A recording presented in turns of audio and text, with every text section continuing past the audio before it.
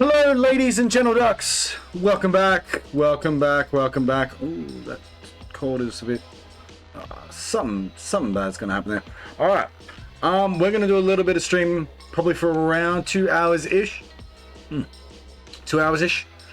Because that's all the time we have. We could probably be back later to do more. But that's what we can do for now. But anyway, I'm gonna be playing a new game. New in more ways than one. New as in it just came out, and new as in new for me, and different to what I was playing previously. It's actually a game I backed on Kickstarter, funnily enough, which just came out. It's a game called Corpse Factory. I believe it's more of a visual novel, but I guess potentially interactive. Either way, we're going to play it, and yeah, we'll see how it is. I've heard it's decent. I mean, it looked good from what I saw on the campaign, hence why I backed it. Plus, it's also, I believe, made in Australia. Ace. So I'm happy to support local. Right, so shall we get straight to it? Shall we jump straight in? I have absolutely no idea what's going to happen.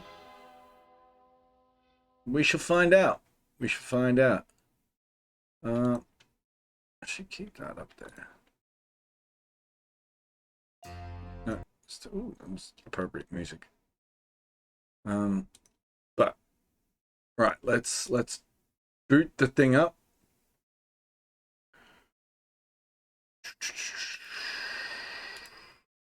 Join me, true believers. And I've got the headphones on because I believe this game is voice acted, so I don't want to get all this feedback through my microphone kind of thing going on. The fragrance of white lilies drawing me deep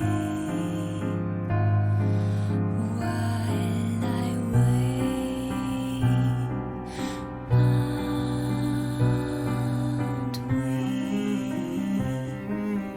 won't accept that you're gone. Cool song.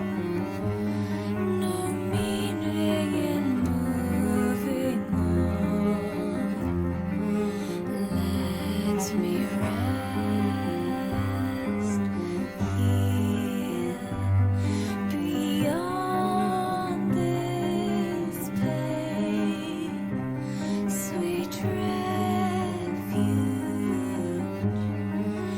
May I remain locked in time with you.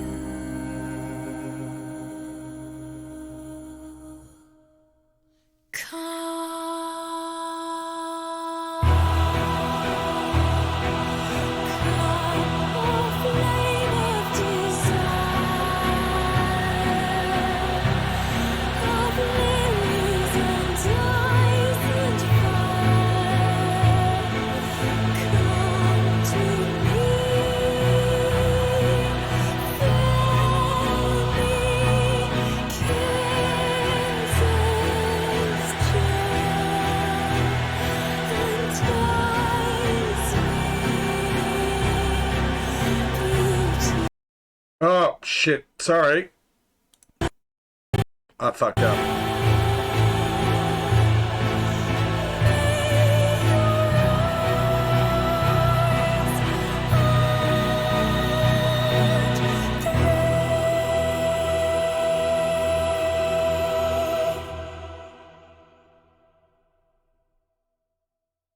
That was quite an intro.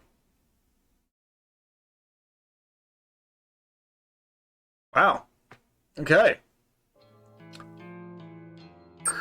Fair enough. That was... Okay. Yeah, maximized window. So that when I click off, it doesn't do what it just did.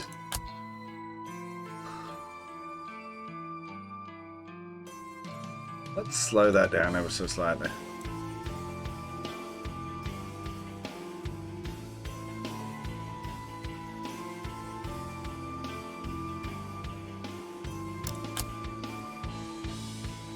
And let's turn that down a bit, because that was loud. That was just like, oh, okay. Hello. Yes, I hear you.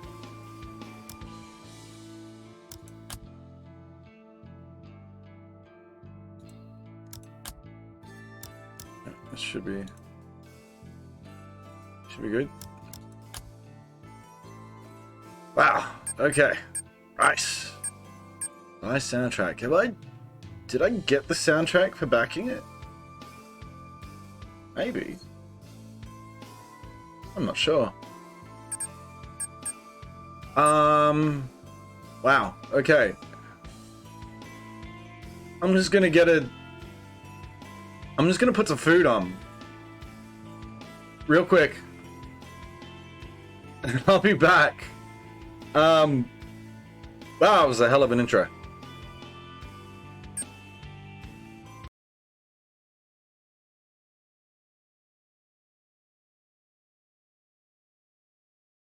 Come on. Do where you were before, because now that I've been able to turn the music down. Yeah, be right back.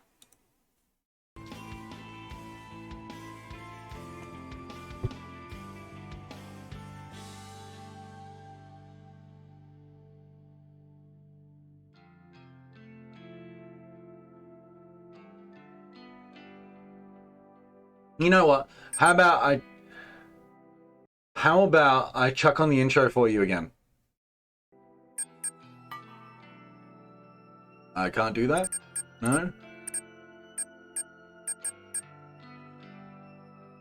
Look, we'll just reboot the game, and then we can play the intro again.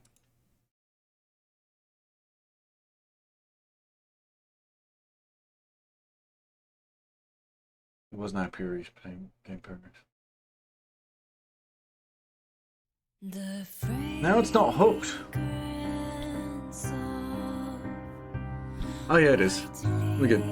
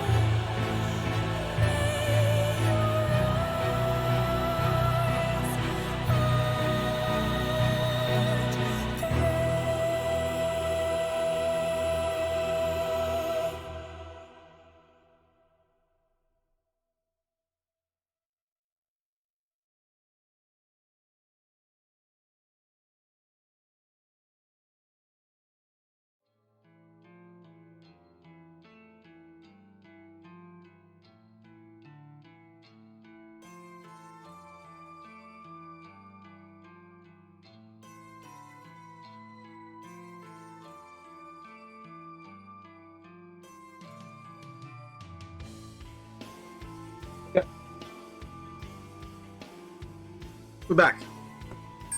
Now, it didn't... But it kept those settings. Okay, good. Alright, new game.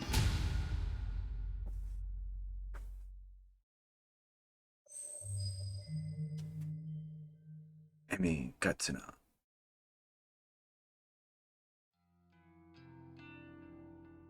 June 12th, Friday. Wow, pretty close to the actual date. Oh, see, I was led to believe there was voice acting, but maybe not the whole thing. Alright, so we're going to do some voices, are we?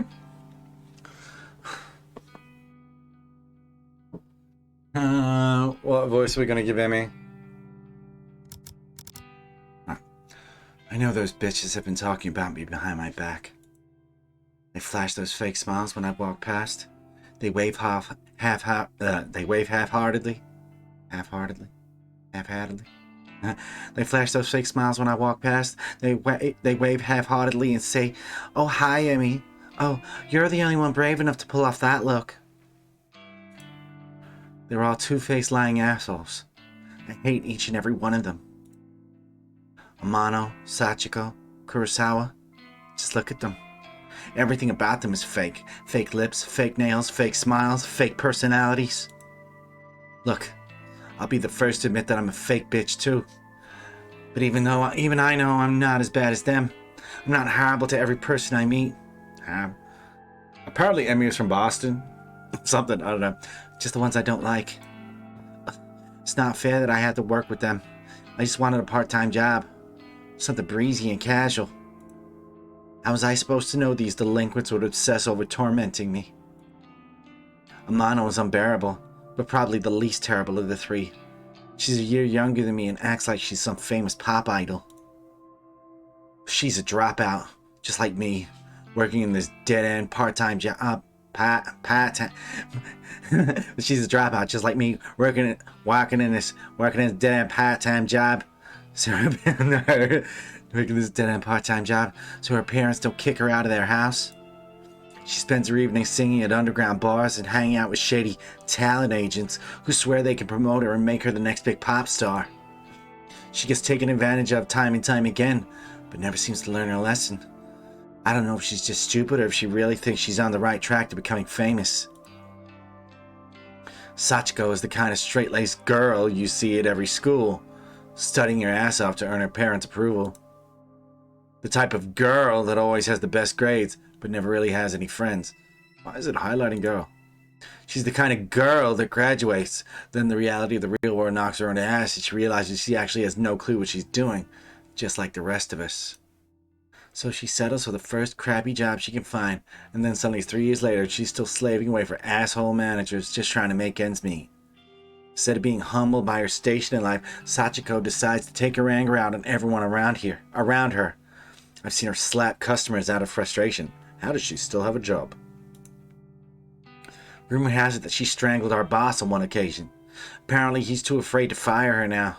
I don't blame him. I'm afraid of her too. I feel like I need to change the description on this if I'm going to be...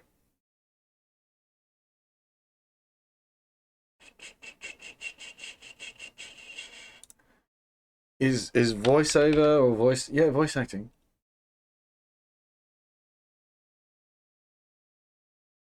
Yeah, there you go. Voice acting. It is a tag.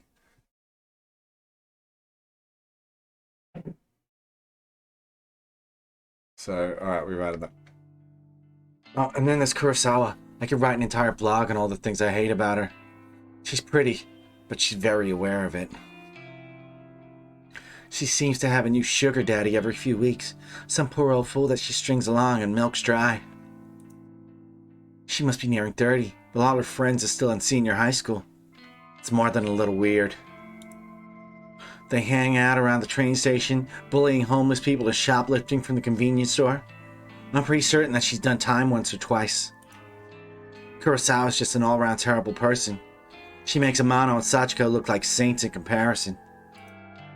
Honestly, I couldn't ask for a worse group of coworkers. Finally, there's me. Emi Katsuno. University dropout, part-time cashier, and up to my ears in debt. I live in a small apartment in a bad neighborhood just to keep my head above water. My apartment building is filled with deadbeats, loan sharks, junkies, perverts, you name it.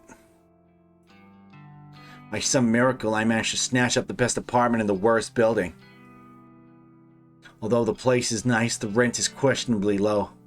I'm fully expecting the landlord to wander in one day and demand more money. Or murder me. I'm constantly worried about money, worried about my safety, worried about what the hell I'm supposed to be doing with my life. As if that wasn't bad enough, I have to work 4 days a week with the 3 worst girls I've ever met in my life. Today is no different from any other day. Amano greets me at the door, her disgustingly puffy and pouty lips pulled back in a half snarl, half smile. I could smell the sickly sweet scent of too much lip gloss from 10 feet away. Oh, hi, Emmy. You're late again, you know. Oh, hi, Emmy. Bitch. Yeah, sorry. Just let me past. I'll go clock in. Okay, so she does have a voice. Yeah, sorry, just let me past. I'll go clock in. Alright. I can switch the voice now. Whatever. Kurosawa wants to see you. Can you, like, just go see her? Fine. Amano walks off. I look around for Kurosawa. Stale stench of cigarette smoke eventually overwhelms the lingering scent of lip gloss in the air and leads me to her location. You wanted me? Katsuno, I need you to process a big refund. Don't mess it up, okay? It's for a regular customer. Okay, I can do that. What am I refunding? There's a bunch of shirts on the counter. Just ring them up and refund them for cash. You can leave the money in the envelope under the register. Fine, I'll take care of it. Thanks. I'm going for a smoke break. Decide to clock in before processing the refund. I will be paid for this shift if the company doesn't know I came in to work. I go behind the counter and retrieve the sign-in booklet. I flip to today's date and fill in my details. Done and done. The shirts that Kurosawa mentioned are lying haphazardly over the counter. I pick them up and scan each one. They're not cheap. The first rings up at 11,000 yen, and the next is 13,000.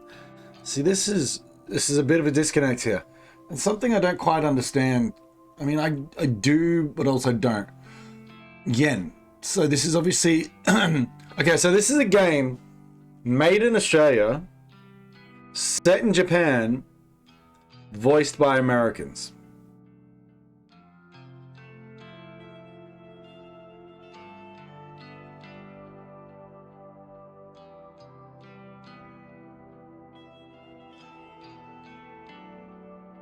Is this cultural appropriation? Is this cultural appropriation?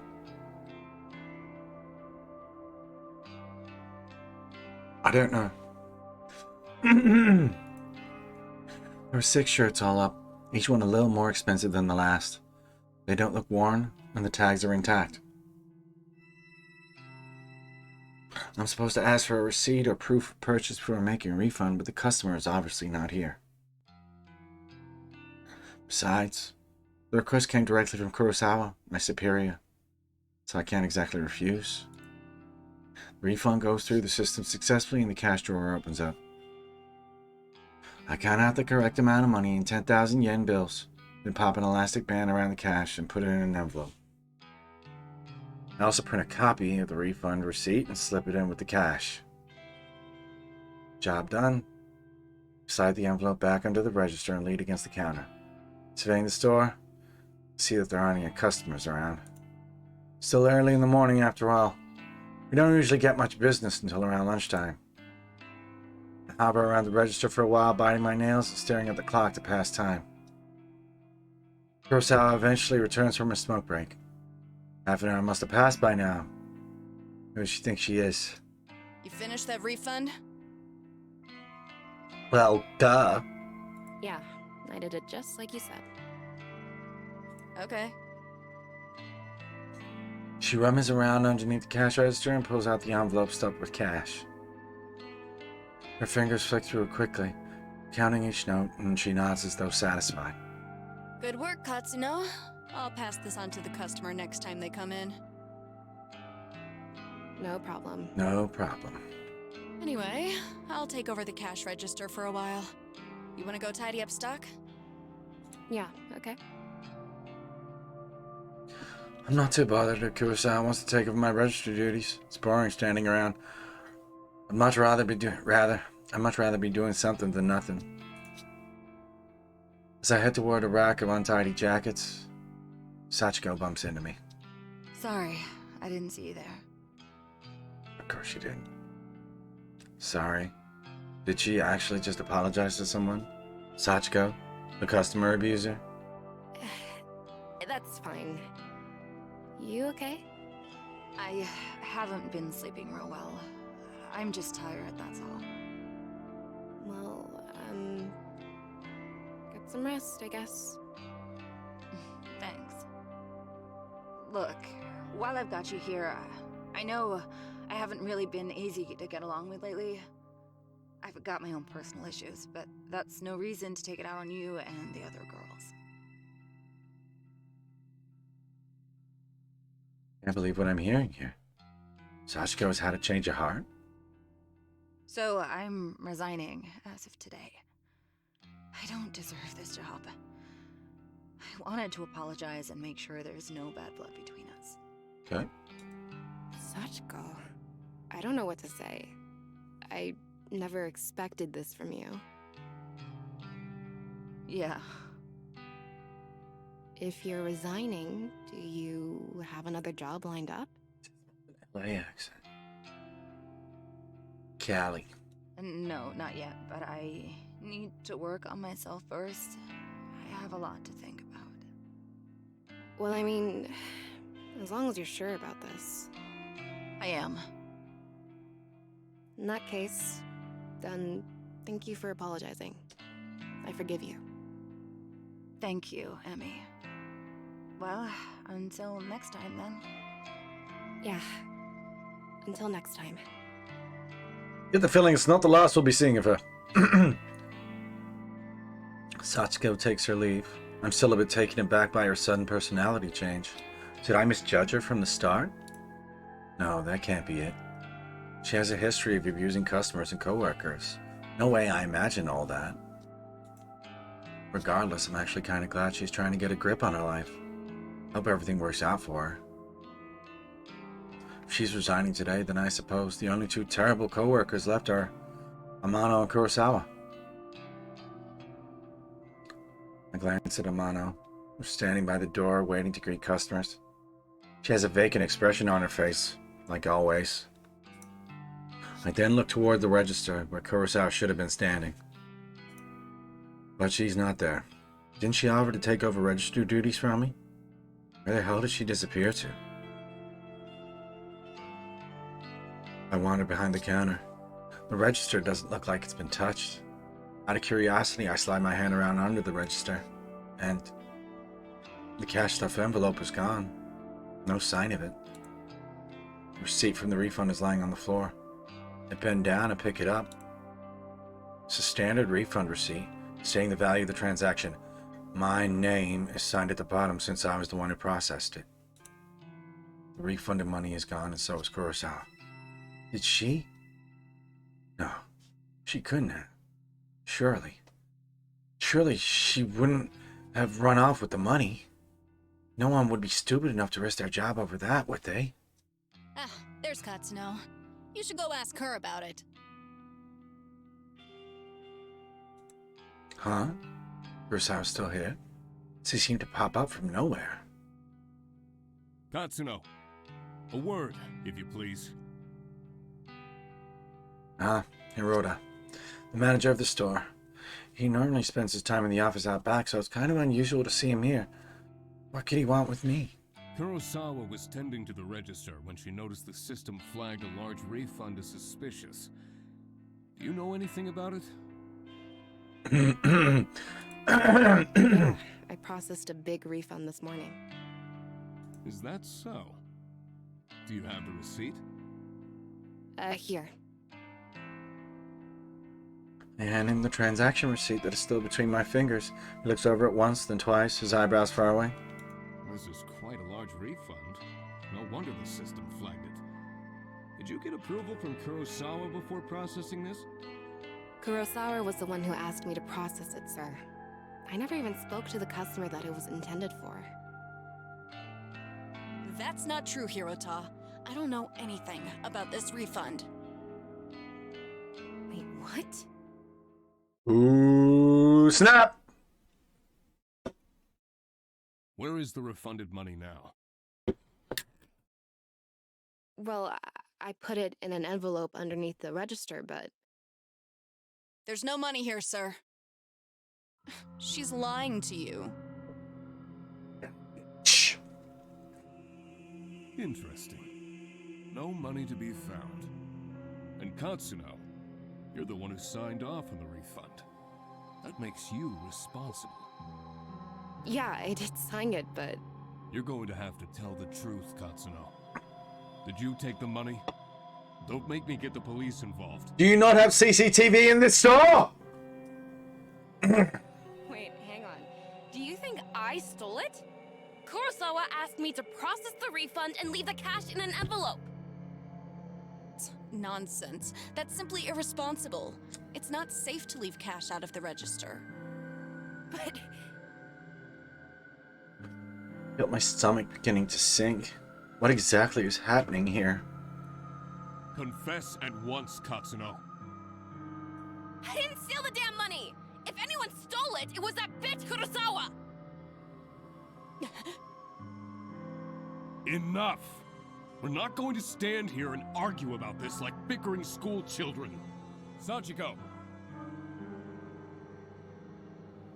Like a serpent slinking out of the shadows, Sachiko slides beside Hirota. Yeah, Hirota? Hirota, that doesn't seem right. Hirota. Oh, maybe it is right. Hirota. Did you witness Katsuno take an envelope of cash from the register? Oh, yes, sir. Just this morning. She acted like she was processing a refund, then pocketed the cash. I meant to bring it to your attention sooner, but...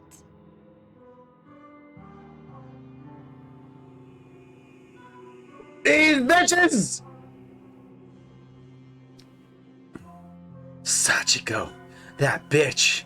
She hasn't changed at all. She just sold me out.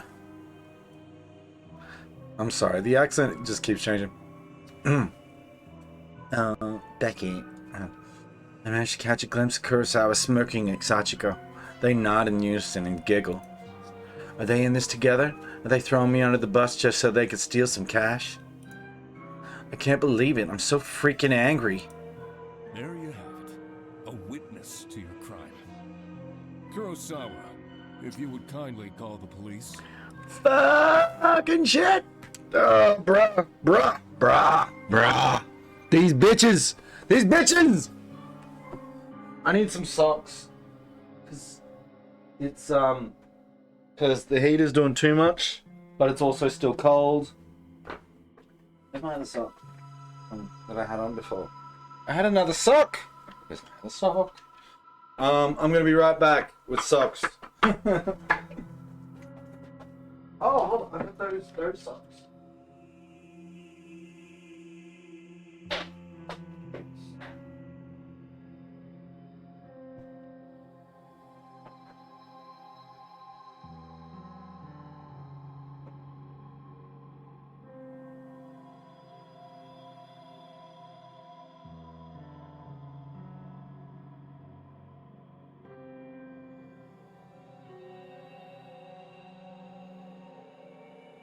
Still, there's not much work to win.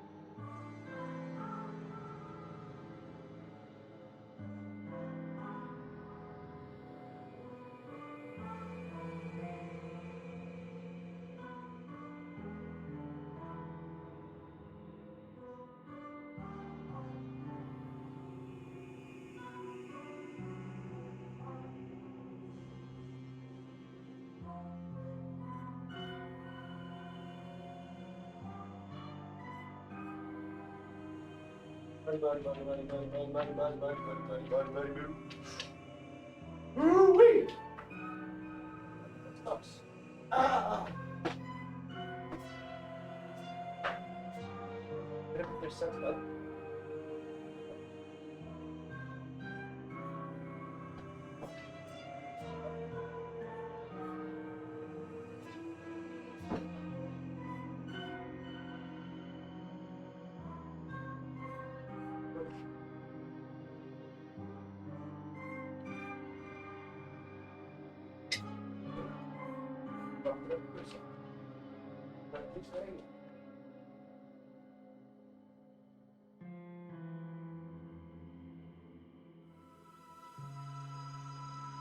Where to put him, buddy?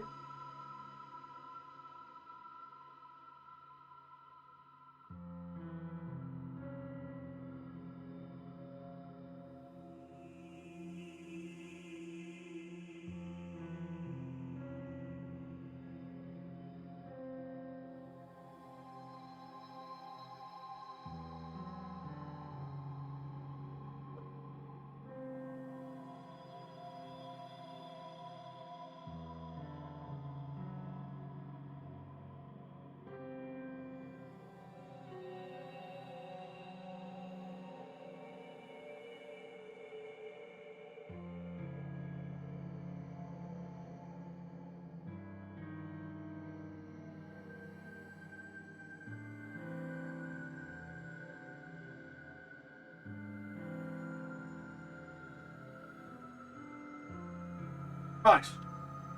Okay. I just grab socks and then I put them somewhere. Somewhere.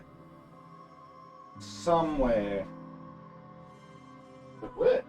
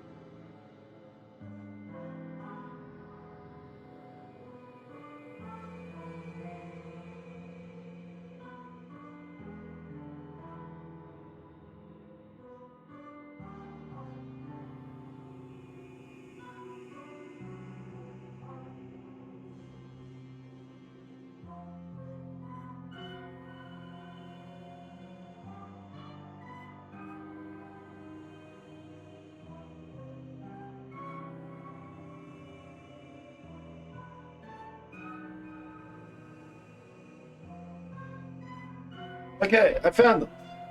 You know when you put things in strange places or safe places and then you forget where that safe place is? There you have it. A witness to your crime, Kurosawa. If you would kindly call the police. No, witness to your crime. Kurosawa, if you would kindly call the police. Yes, sir. Wait just a minute! I screamed louder than intended, but my blood is boiling and I can barely control myself. I didn't steal any money. Why don't you check the security cameras? Yeah, You'll see that's that what I'm I was innocent. saying before. Security cameras, like, duh. Oh, you know those cameras haven't worked in months, right? I suppose nowadays they're mostly just for show. Well.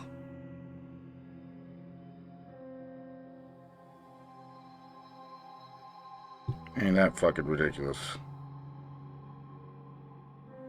Of course, if Hirota really wants me to, I could go double check it just to be sure. Though, I think that would just be a waste of time.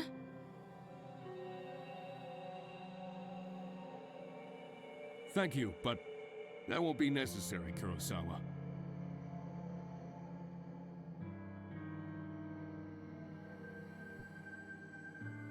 Amano? Oh, Kurosawa's eyes show narrow as she everybody what gazes you at me found. wickedly. You got it, boss. Oh god. What did she find? I didn't even realize Amano was part of this discussion. She's leering at me disgustingly and slapping an envelope against her open palm. Found this wad of cash in Katsuno's locker out back. Oh, fucking hell.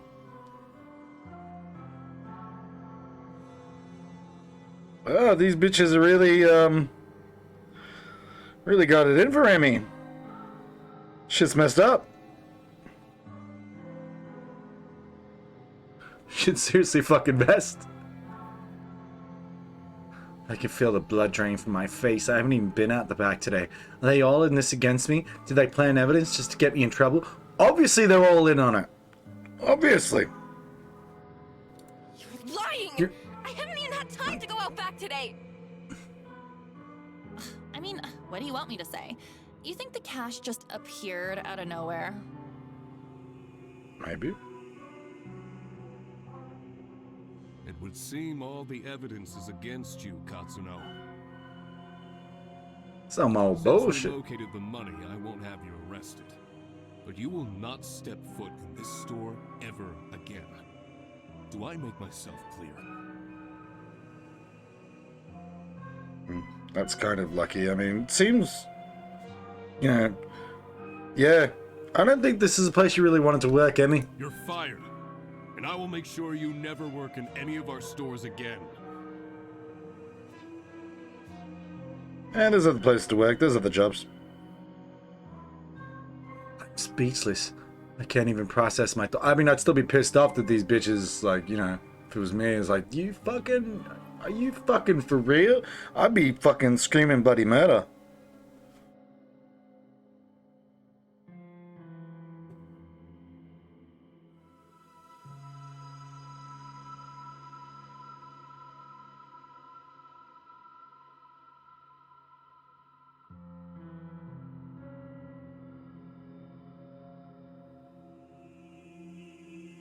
Quiet giggling and snicking of Kurosawa. Sachiko and Amano buzzes in my ears until my skull feels like it's going to burst. Hirota grabs my shoulder and tries to lead me outside, but I jerk away and stumble backward. My back slams into the glass window at the front of the store. Thankfully, the glass doesn't shatter, but I can immediately feel a bruise forming. I push myself forward, regain my balance, and duck toward the sliding door. See you around, Emmy. Oh well, I guess not, hey?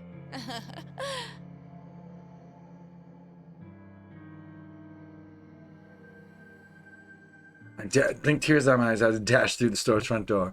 My anger and fear and anxiety get the better of me. And it's good 5 or 10 minutes before I realize that I've been running aimlessly through the shopping mall.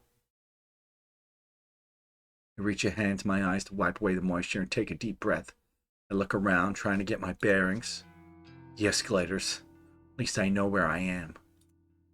I need to sit down and compose myself.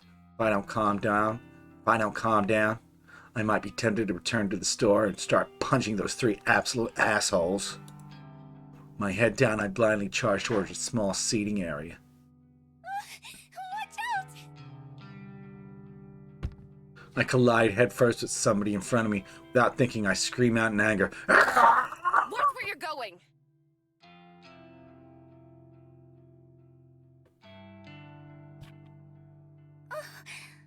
Sorry. Wait, this girl. I know her from somewhere. Katsuno? Is that you? Huh? I can't. Just I hit know space. you. Have we met? Yes, of course. We graduated from senior high school together. Remember? Senior high. Okay, so these chicks are.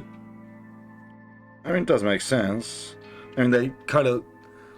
This. I don't know how old they're supposed to be, but. And. Well, like. I mean, surely she can't be that old, so. Like, how long has it been? Emmy, come on. You don't even remember. Like, it can't be that long since you graduated from high school. Judging. Did we? Senior high school was more than a year ago. Okay, yeah. Shit, you forget people quickly. How does she? Are you shitting me? Really? Come on now. Come on, Emmy. That's a bit cold. You know, I've forgotten them now, but then it's been 20 years since I finished high school. 1 year? 1 year? And you probably did more than just 1 year with this. And maybe it was a big school. I don't know. Yeah, maybe I'll give it that. Okay, I'll give it that. Maybe it was a big school. Senior high school was more than a year ago. It feels like a different lifetime. How does she expect me to remember that? Oh, she does. Yeah, you're Sato, right? Aoi Sato? That's me. You do remember. Well, kinda. Sorry. I've had a crappy day. I just got fired, so I'm not thinking straight. I feel like Emmy's going to die. Why do I get this feeling that Emmy's going to die? Saying this is like chapter 1, and like the name of the chapter is her name, and I feel like maybe next chapter will be focused on a different character, because I think Emmy's going to die at the end of this chapter. That's just my prediction. Just my prediction. You got fired. I'm really sorry. You bumped into me pretty hard. Are you hurt? This girl is too meek, too polite. I'm fine. Aoi is rubbing her arm tenderly. I figure I must have injured her, but I'm really not in the mood to stand here and apologize to some old acquaintance. I feel like, yeah, just auto. Skip over read.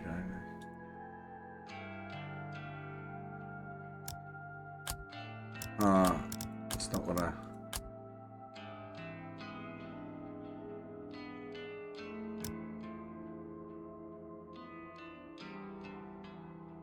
Aoi is rubbing her arm tenderly. I figure I must have injured her, but I'm really not in the mood to stand here and apologize to some old acquaintance. I have to go. We'll find out. Excuse me. Oh, okay. I push past Aoi. Unexpectedly, the shy and spineless girl grabs my arm and stops me from leaving. Her grip is surprisingly strong. Katsuno, you said that you just got fired. Is that true? Wait, yeah, I'm pissed off about it. Tell me what happened. Why are you so interested? I just thought maybe I could help is all. Whatever. You can't help. Some bitch set me up. She stole a bunch of money and made me take the fall. I see. Are we done here? Can I leave now? Sorry for keeping you. Yeah, okay. Once again, I turn to leave, but Aoi's next words manage to catch my interest. You know, if someone got you fired, there is a way you could get revenge. I'm sorry?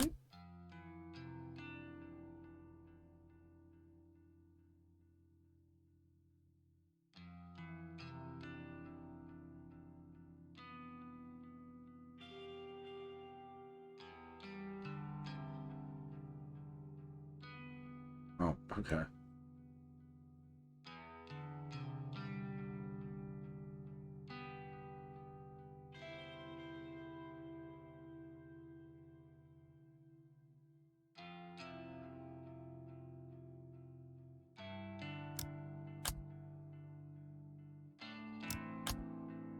Revenge? What is this girl on about? Does she have some way for me to get back at Kurosawa?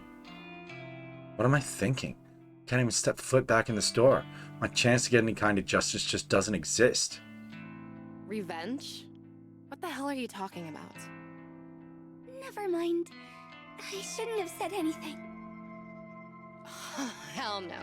You're not going cold on me now. Tell me what you meant. Oh, okay. But let's talk quietly. There may be a way for you to get back at whoever got you fired. Have you heard the rumors of Corpse Girl's website? Corpse Girl? Who is that? Sounds like some death metal band.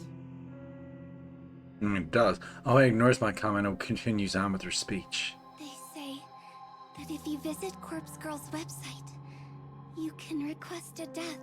Sounds like, Requested death. What is this girl ranting about? Helgo. Hang on, start over. I'm completely lost.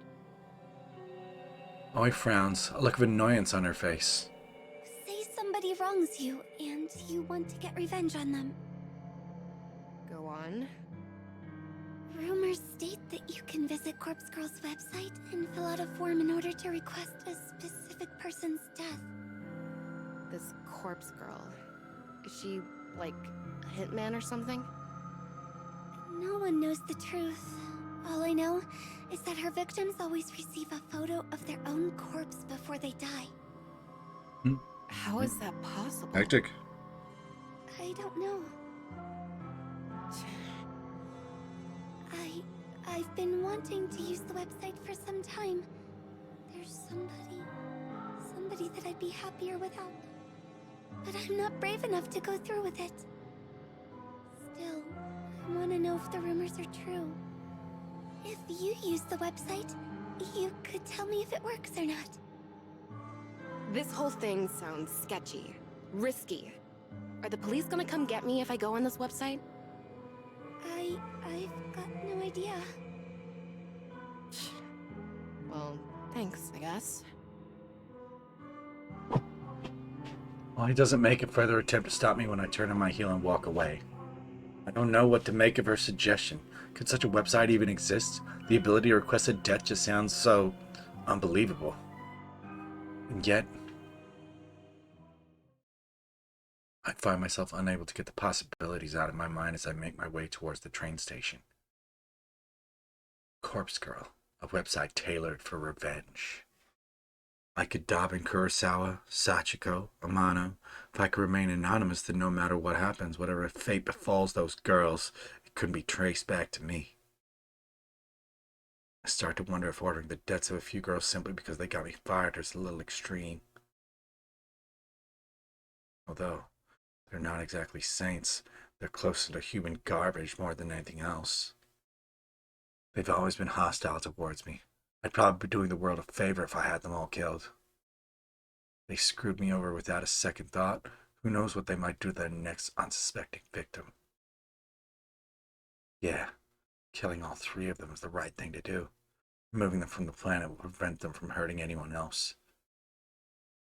My heart begins to race. The trip back to my apartment is boring. The train carriage is nearly empty save for a few junior high school boys and a couple of women in business attire. I have a few seats all to myself, so I sprawl out and check my phone for messages. When I feel confident that no one in the carriage is watching me, I decide to search for the Corpse Girl's website on my phone. I don't exactly know how easy it will be to find. Maybe I should have asked OI for the address. Well, a quick search shouldn't be too hard. I begin to type Corpse Girl's website. A few results pop up on my screen, but none seem relevant. There are links to funeral services and anime fan sites, but nothing really matches what I'm looking for.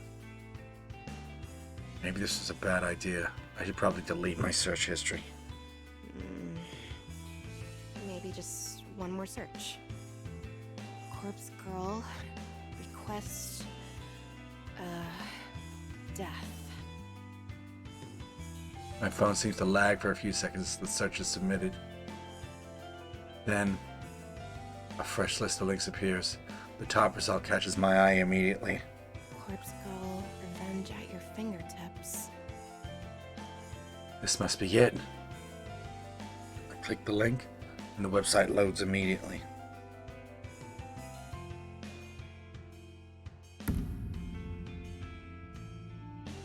The website symbol is a freak little dancing girl at the top of the screen who looks too happy to belong on such a site. The whole site is really basic. Small blurb of text offers instructions. Request a death. Fill out your victim's information and upload a photo of them. Your victim will receive a photo of their own corpse shortly before they die. Watch out. Don't be an idiot and enter your own information, or you will be cursed. What the hell? Is this site actually for real? I start to wonder if I should go through with this. There's very little useful information on the site. mean, it does say requested death, but come on, is someone actually going to go out and kill the person I choose? And how on earth can someone receive a photo of their own corpse before they're actually dead? That just doesn't make any sense. My heart suddenly skips a beat and I nearly drop my phone when it buzzes at me. Thank God. It's just a text message. Unknown number. That's never a good thing. Wait a minute. There's a photo attachment. Who would be sending me a photo from an unknown number? My curiosity gets the better of me and I open the message. Look at probably a dick pic. Oh, that bitch. Kurosawa, you freaking bitch. I knew it. I knew she set me up. And Amano and Sachika were in on it too. They made me process a fake refund to get cash out of the register that my name would be on the transaction. And all for what? A bit of cash that they'd have to split 3 ways? Kurosawa, I'll kill you! I'll kill you! A few of the junior high school boys nearby look at me with worried expressions, but I don't give a damn. I'm angry. I'm furious. Kurosawa's going to pay. I close Kurosawa's message and return to Corpse Girl's website. It's clear what has to be done. I'm going to request Kurosawa's death. I read the website's instructions one more time to make sure I haven't missed anything important. Enter the victim's phone number. Upload a photo of the victim.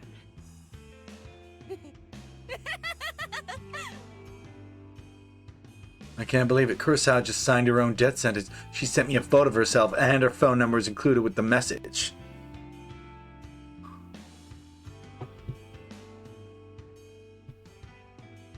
I fill in the phone number and upload the photo. My hand's trembling the whole time. My thumb hovers over the submit button. I feel a chill down my spine. My face turns pale and I immediately feel cold and clammy. She seems pretty pale already. Is Kurosawa really going to die if I use this website, or is this all a sick hoax? I run through the possible outcomes in my head. First possibility, nothing happens and Kurosawa is none the wiser. Second possibility, Kurosawa gets pranked by whoever is running this website. Maybe the administrator gets a kick from tormenting people. Kurosawa might just receive some spam text or something like that. Third possibility, Kurosawa dies. She gets murdered, or some elaborate scheme is concocted to make her die accidentally.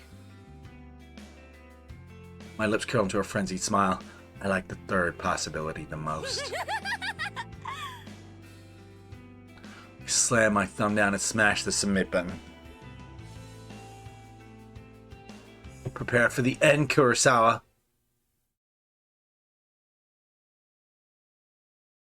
June 12th, Friday evening. When I get home, I can barely contain my nervousness.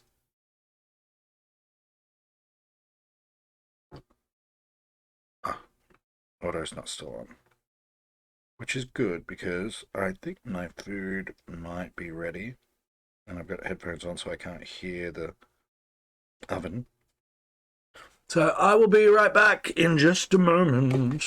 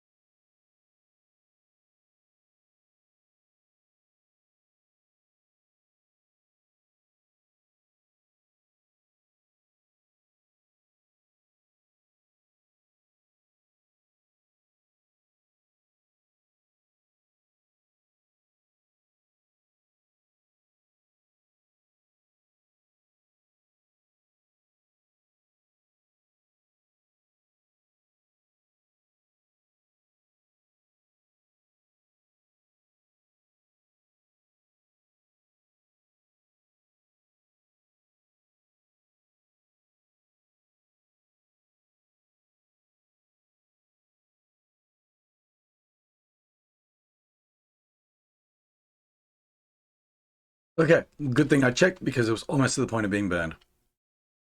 I'm shaking as I open the door to my apartment. By the time I walk through the door, the sun has just started to set behind the backdrop of the city. Even though it's not dark yet, I'm feeling physically and mentally drained. Drama at work this morning, the taunting laugh of Kurosawa. I feel exhausted, like I just want to crawl into bed and sleep.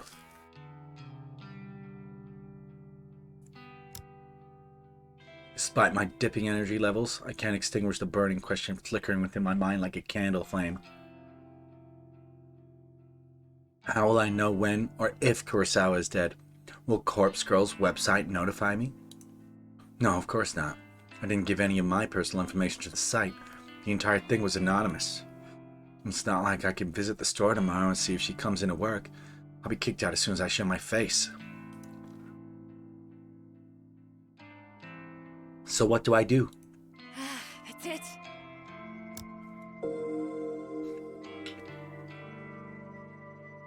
I whip my phone out of my purse and open Noise, a social network app that all my coworkers are connected to. Kurosawa, Sachiko Amano, and I are all in this group chat labeled Work Life. We use the chat to swap shifts with each other and complain about the boss. Just as I was hoping, I haven't been kicked out from the group yet. I swipe through the list of chat members and tap on Kurosawa's profile. Last online, 1 hour ago. Perfect. If I use this app, I can keep an eye on when Kurosawa is active. She only has to be using her phone for Noise to detect that she's online. She doesn't necessarily have to be using Noise itself. It's the best way I can think of to monitor if she's still alive or not. It will do for now, at least. Wonder why Kurosawa sent me that photo of herself via a regular text message instead of through Noise. Maybe she thought she could be busted for it if someone got onto her Noise profile? Who knows what that girl was thinking? Regardless, I'm thankful she made it such a stupid mistake. I wouldn't have obtained her phone number if she had decided to message me through Noise instead. After all, Noise is strictly an online service. No need for phone numbers. Come to think of it, where did she get my phone number from? Well, no matter. It worked out in the end. I slump down on the couch in front of the TV and keep my phone firmly gripped in one hand, my knuckles whitening. I start to bite the fingernails on my other hand out of anxiety. In an attempt to distract myself, I switch the TV on and stream some stupid reality shows. The distraction hardly works. I'm becoming Boston again. Distraction hardly works. I find myself instinctively glancing at my phone every couple of minutes, waiting for any kind of update on Kurosawa's online status. Evening passes slowly.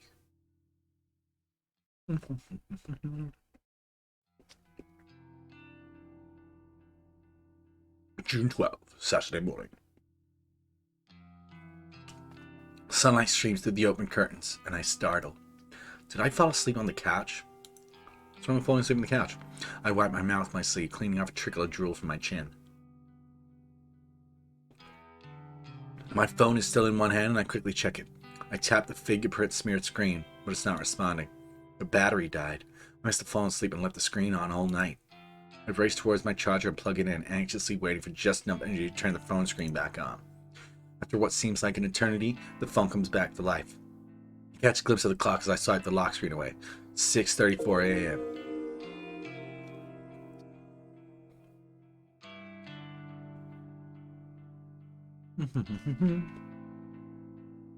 I open up Noise as quick as I can and flick through Kurosawa's profile. This profile is private. You are not connected to this person. Damn it! She blocked me! Rude.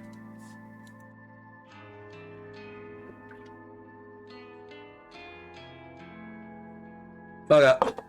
I frantically navigate to the group chat only to find that I've been kicked out. Damn it! Damn it! What can I do now? I've got no way of knowing whether Kurosawa is still alive.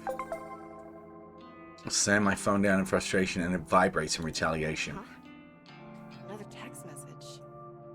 I blink a couple of times. Who would be texting me at this hour? Might be Kurosawa again, trying to rub my face in her victory. Well, if that's the case, at least I would know that she's still alive. I hesitantly pick up my phone again and open the message. There's no text, just a photo attachment.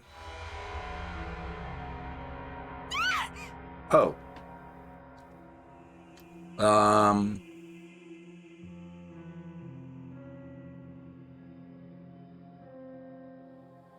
Called it!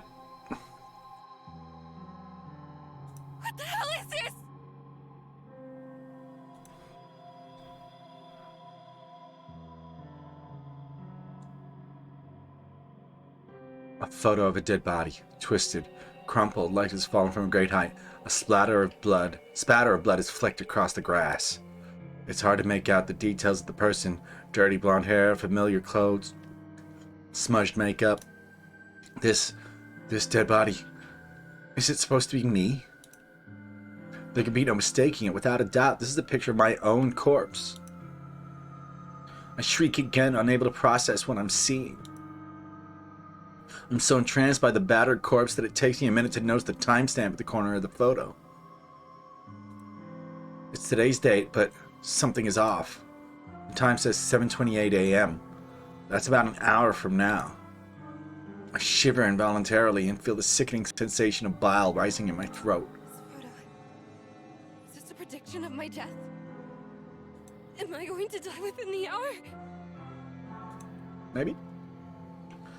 And then the truth hits me harder than my face hit the ground in this grisly photo. When you request a death on Corpse Girl's website, your victim receives a photo of their own corpse before they die. Before they die. I can't look at it anymore. I throw my phone to the side and curl up on the floor.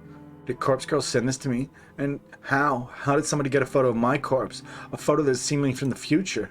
It's impossible. There has to be a hoax. Some trick. Some psycho tormenting me. Yeah, that's all it is. Someone is messing with me.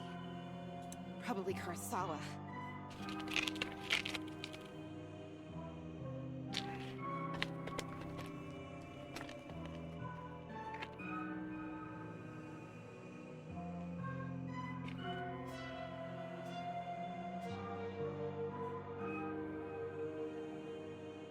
I get up off the floor and stumble around. I'm kind of lightheaded and unbalanced. My stomach feels queasy, ready to launch its content through my throat at any second. I blindly reach around for my phone and finally grasp it with near frozen fingers. The phone number that sent the photo. It's an unknown number, but the digits don't match the number that Kurosawa texted me from yesterday. So it's unlikely this came from her. Bizarrely, the phone number is kind of weird. There are more digits than should be possible. I try to count them, but stumble a few times in confusion. I eventually conclude the number is 18 digits, way too many. In addition, the phone number seems to repeat digits a lot. 666-33, 666-22, 666-44, 666. Really? It seems too strange to be real. Is it possible to fake a phone number? Something interesting catches my attention. Even though the caller ID doesn't recognize the number, it has data on the origin of the number. Tokyo, Japan, my very own city. Perhaps the sender of the photo can mask their number, but can't hide their location. This gives me an idea, and I decide to get to the bottom of the situation, despite my head throbbing and my stomach pleading to be emptied. I punch the phone number into a search engine, along with the keyword, Tokyo. One result. The link points to a popular discussion board, Noise Channel. It's an anonymous board where users can talk about almost anything. And no big surprise, it's owned and operated by the very same company behind the Noise app I use on my phone. So it's basically Meta. I tap the link and get taken to a discussion topic from less than a week ago. I quickly read through it. Topic, strange photo from unknown number. Hey, so today I got a strange gore photo from a number I don't have in my contacts. Not sure what the deal is, it was gross though. Wondering if any hackers can trace the number or something. It's 666-33, 666-22, 666-44, 666. Seems like Tokyo area. I'm in Osaka. Okay, thanks in advance. The topic is only one reply. One reply, Ari, strange photo from unknown number. You got this too? Was the gore photo a picture of yourself? I'm worried. Received a similar pic from the same number. Thinking about contacting the police. Not sure if I'm overreacting. And that's it. The end of the discussion. Neither poster followed up on the conversation. Damn it. That's all? That didn't give me anything to go on, except now I know that at least 2 other people have received bloody photos of themselves. I wonder if those photos were as extreme as the one I received. What happened to these 2 posters? Why didn't they continue the discussion? I feel myself beginning to sweat. My body is going from cold to hot and back again several times a minute. Feels like I have a fever, but I know it's just stress tearing me up. I check the time. It's 6:59 a.m., about half an hour until the time printed on the photo. I take a deep breath and the doorbell buzzes. I freeze in place, unsure whether I should answer the door. In this sketchy apartment building, it's a risk to answer the door on any given day, before even taking into consideration that some psycho just texted me a photo of my own corpse. I tiptoe toward the door on stiff legs and gaze through the peephole. There's no one there. Phew. I breathe a sigh of relief. Maybe I'm just on edge and the doorbell echoed from someone else's apartment. Besides, I don't know of anyone who would visit me unannounced, especially this early in the morning. Hey, this is the prologue, actually. I slump to the floor, my back sliding down the door as I come to rest on the carpet, my legs splayed out haphazardly in front of me. I've had enough fear for one day. I have to just believe this whole thing is a hoax. It's probably karma for trying to get revenge on Kurosawa. Yeah, that's it, karma. The doorbell rings again and I scream in shock, my head slamming back against the door I was resting against. I jump to my feet and ignore the peephole, this time simply swing the door wide open. A gust of chilly morning air sweeps into my apartment and I shut my eyes tightly against the sudden cold. My messy hair tangles in the wind and obscures my vision when I open my eyes. Quickly, I sweep the hair out of my face and look around. There's no one here except... A metal trolley is blocking the walkway in front of my door. A stark white bag about the size of a human body rests atop the trolley. My heart begins to race as I immediately recognize what this is. On TV, they always show these trolleys used in morgues to cart dead bodies around. Dead bodies. The vomit that has been trying to escape my body all morning finally finds its way out of my mouth. Ew. I retch and heave in the door until nothing is left inside my belly except the stinging stomach acid that threatens to burn through its fleshy container. The stench wafting from the trolley is overwhelming. Pinching my nostrils closed does little more than trap the horrific odor inside my own skull, and I gag and splutter involuntarily. My hand reaches forward as though controlled by some being other than myself. I can't pull it back and I can't prevent my fingers from grasping the zipper's tag attached to the front of the body bag. I unzip the bag.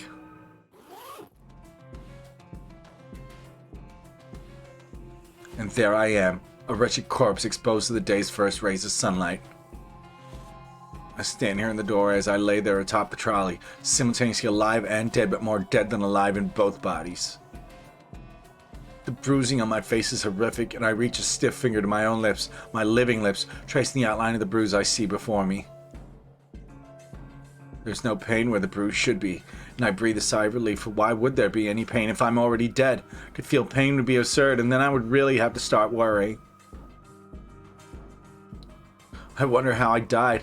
Did I fall from a great height? Did somebody hit me with a car? Or did I collapse from some internal reason? Perhaps from organ failure or some undiagnosed sickness? Maybe I didn't die and the corpse in front of me is alive, living and breathing just as I do while standing in front of myself. Maybe this is all a prank I pulled on myself, dying just as a joke but never really dying, always living until the point I actually die and it's no longer a prank. My head is splitting. I can't think straight. All the thoughts in my mind are jumbled, the meanings behind unspoken words disappearing behind foggy clouds inside my shattered skull. To clear my head, I step around my corpse and stand by the walkway's railing. I'm on the 4th floor of the apartment building. There are 2 floors above me, so I could go higher if I wish, but I'm pretty sure a leap from here will be enough to render my living body identical to that of the corpse on the trolley. At this point in time, there exist 2 versions of Emi Katsuno. One is living and is me, the other is dead but is also me. I can choose now to be alive and dead, or be dead and dead, but I cannot choose to be alive and alive. So even if I choose to be alive and dead, I'll still only be half alive, but choosing dead and dead is nice and clean, absolute, and indisputably solid state of existence. This is, whoa. I grip the cold steel handrail and lean over the walkway, my hair whipping against my face thanks to the relentless wind. 4 stories below me is a small courtyard, paved with concrete and decorated with the occasional shrub or flower bed. I missed the concrete by about 2 feet. Dirt sprays up into the air as my nose is crushed under my own body weight. I think about that photo Kurosawa sent me, with her smug smile and her hands full of stolen money. My teeth grind into my tongue and sever it, but it doesn't manage to escape my closed mouth. My mind wanders and settles on Corpse Girl's website.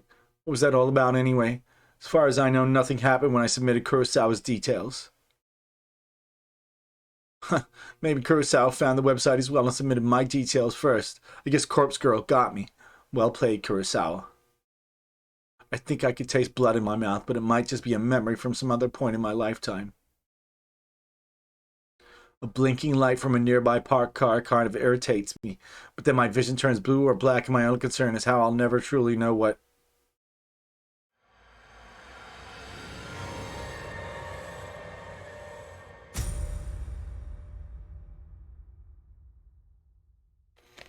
Well.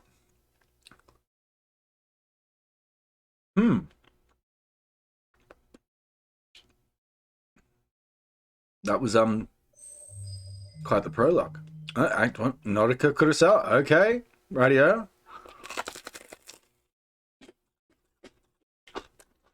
Three weeks earlier.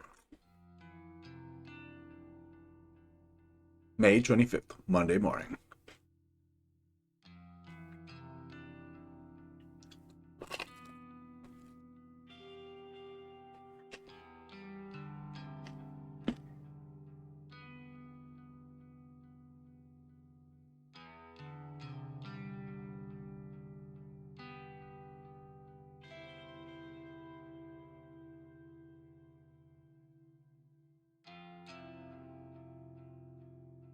Felt like I just dropped a piece of this, but I can't see it. Okay, so these Cali girls, I don't know how to do a different voice at Kurosawa now. She was even more... Was she? Oh, she was... I've always liked the shape of my eyes. Keep it deeper. I can be critical about other parts of my body, but I'll never complain about my eyes. With or without makeup, I think they look great. Mother used to tell me I inherited her eyes, and my big sister inherited father's eyes. To be honest, I don't see any of father's features in myself or my sister. I do agree that my eyes are exact replicas of mother's. Mother doesn't see too well anymore, and that might be something I have to also worry about in the future, but from now, my eyes are perfect. I couldn't be happier with them. I wear eyeshadow and eyeliner to bring out my best features. Some people tell me if I use too much makeup, I tend to overdo it and make myself look intimidating. Well, I don't really care. I mostly like the way I look, and honestly, how many people can claim the same? Today's morning ritual is the same as any other workday. I'm a slave to the wage and I'm not proud of it. Call me a corporate sellout, but I can't survive without money. My alarm goes off at 6 a.m. The shower is running by 6:05, and I'm dry and dressed by 6:15. I skip breakfast because I'm washing my figure. Spend until 6:30 working on my makeup. I'm out of my cramped shoebox apartment by 6:45 a.m. Sometimes I catch my neighbor returning home from his overnight shift, and if so, I exchange simple pleasantries with him and continue on my way. Today, there is no sign of my neighbor, so I don't slow down as I descend the stairs and exit the building. Hitting the convenience store for a can of coffee saps another few minutes from each day. I prefer sweet milk coffees, but every now and then I'm in the mood for rich black coffee. Regardless, I'll never start the day without it. I don't always need the energy boost, but it helps to stop my stomach growling. It's a milk coffee kind of day, so I pay for my favorite brand and get out of the store in no time. Canned coffee dives into my handbag as I continue on my way. The train station is always busy in the morning, and it's usually a struggle to navigate my way to the correct platform in time for the 7:12 train. Today is no different. However, I always make it in time because my routine has been perfected over the last few months. Perfected. Assuming the train's always on time. Shit. Not where I come from. I board the train bound for Shinjuku. Shinjuku. A cursory glance reveals there are no empty seats, so I push through the throng of bodies and stand against the carriage wall. Whenever there are seats available, I like to sit and read, but it's much more common to have a stand and stare at my phone screen like almost everyone else. When I do read, I read the classics: Stoker, Lovecraft, Poe, horror, Western horror, and that is my favorite genre. And of course, faithful translations into Japanese are as good as it gets. My English isn't nearly strong enough to read these novels in their original language. That's an odd line considering I don't think there is a Japanese version of this game. So that line is...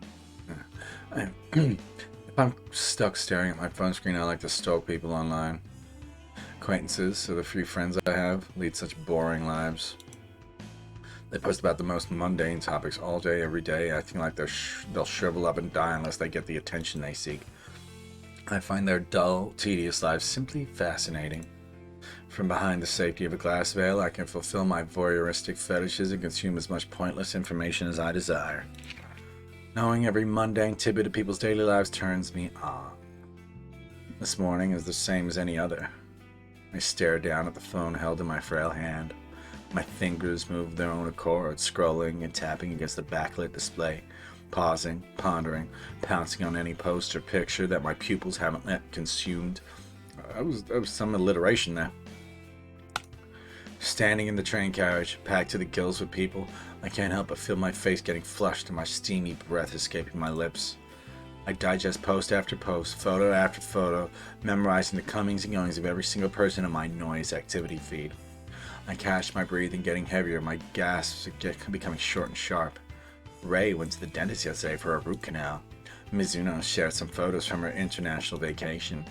Kawahara objects to owning pets and thinks all animals should be free.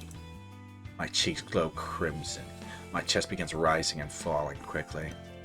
I clutch the collar of my shirt, knuckles whitening, knees shaking. A few people in the carriage start to move away from me, but I barely notice them.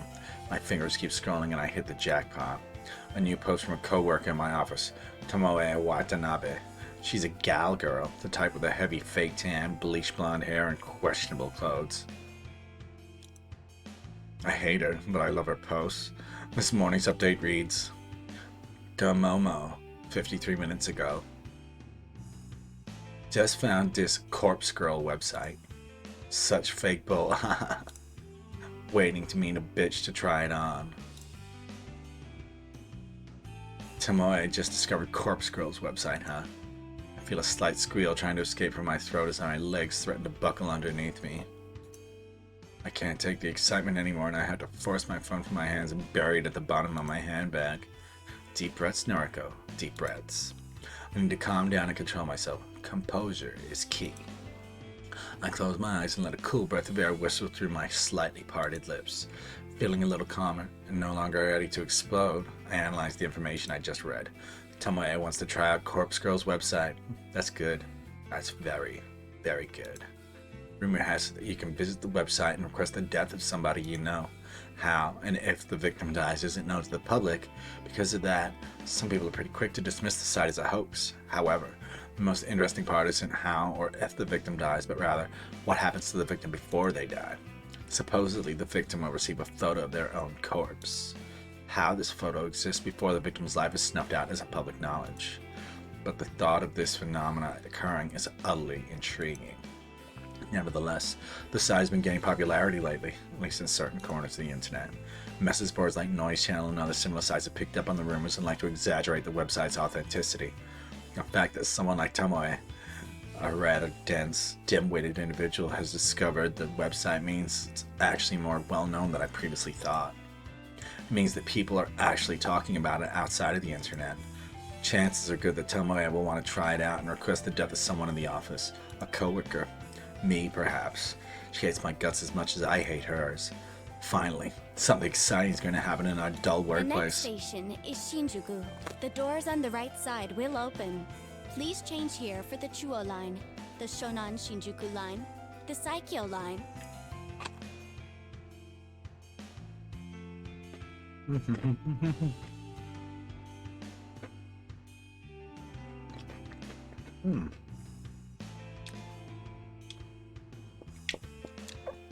Ow. I wonder if they did their research on Japanese train lines, and those are all accurate. I'd like to think they did. As the automated announcement reads through a list of connecting train lines, I get ready to disembark. Train pulls to a stop, and I contort my body around the other passengers in an attempt to exit the train.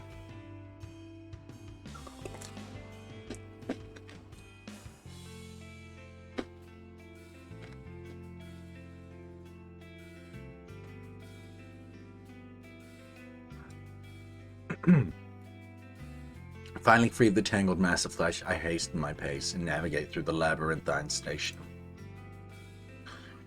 I take the exit closest to my office and settle into a slower walk. I'm on time, and I never desire to reach the office any earlier than needed. Doesn't take long for the looming office star to enter my field of vision. 32 stars of office space, all crammed into one sleek, slim town. Wait, this isn't the same Kurosawa, is it? Just maybe. The name Temujin is stamped across the structure in gigantic black letters. If you're looking for this building in Shinjuku, you can't possibly miss it. Temujin carries the title of Japan's third biggest banking corporation. It's a gigantic company with other branches in Kyoto, Osaka, Sapporo, Fukuoka, and a dozen smaller cities I don't even remember. I've worked here for close to 3 months now. Not a long time in the grand scheme of things. That said, I'm only a temp and all I do is data entry. I work on the 14th floor along with about 60 other junior employees, including gal girl Tomoe Watanabe. I don't speak to many of my coworkers. That's the way I like it. Okay. And this is definitely a different Kurosawa. When I reach the building, I enter through the giant double sliding doors and find myself in the familiar lobby. Comfortable couches line the walls, circling a reception desk. 4 large elevators are tucked away in a nook behind the reception desk. It's already busy this morning. Now, to be fair, this place is packed all the time. I avoid the crowds of sharply dressed business people, feeling a little out of place in my semi-formal shirt and skirt. Ducking into a newly opened elevator, I tap my employee ID card to a backlit panel and press the button for my floor. The doors close and the elevator begins its smooth ascent. I'm surprised to find that I'm the only one traveling up. I reach my floor and listen to the soothing chime as the doors open, revealing the open layout office before me. The static drone of workspace noise fills my ears. Conversation, ringing phones, fingers tapping against keyboards, photocopiers, even the steady low hum of the air conditioner contributes to the overall din. I make my way to my desk station in the middle of the floor, surrounded by a dozen other identical desks. As I walk, somebody taps me on the shoulder gently. Good morning, Kurosawa. Ah, Shinya Fujikawa. My senior, who is really only a couple of months older than me.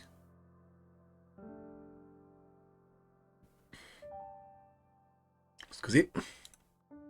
He's worked here for a whole year, after taking an internship straight out of senior high school. He's not an intern anymore, though I'm not quite sure of his job title. Morning, Fujikawa. Yeah, that is not the same Kurosawa. Definitely. No. How was your commute this morning? Fine, same as usual. That's good to hear. Did you read any of your novels?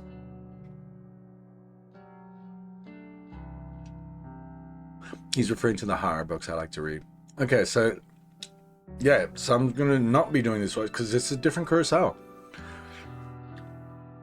He's referring to the horror books I like to read. I can tell from his tone that he doesn't exactly approve of the subject matter. I've known Shinya since junior high. We go way back, but I wouldn't exactly call us friends. However, he is the one that landed me this job, even though it's just a temporary contract. I always had the feeling that he's a bit sweet on me. I could be way off the mark, though. Well, I couldn't get a seat on the train today. Okay, so this is a bit more. Too Too hard to read while standing. Ah, that's a shame. You, still haven't accepted my, friend request, did you know? Oh, bruh.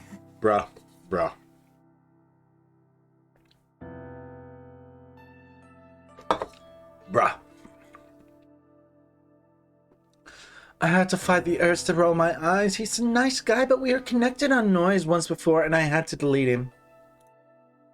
He's super obsessed with his father. He's super obsessed with his father's detective work, and all he ever posts about is his assumptions and theories on petty crime cases. Normally, I'd find anyone on my friend list fascinating, but here's the thing. Shinya never posts about his personal life. All he writes are long-winded rants on boring cases. It's far beyond the amount of dullness even I can stand. I fish my phone out of my handbag and pretend that I'm looking at noise. Oh, how about that? Looks like I don't have any incoming friend requests.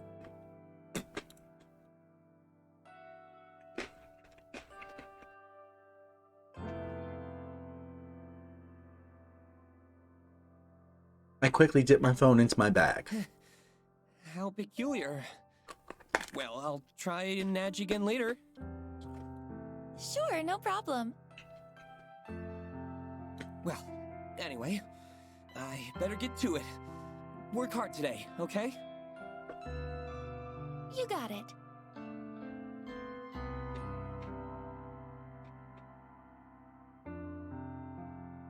Shinya Shinya offers a formal bow and goes on his way. Before I can take a step toward my desk, a mocking voice whispers in my ear. How long are you gonna lead on sweet little Shinya?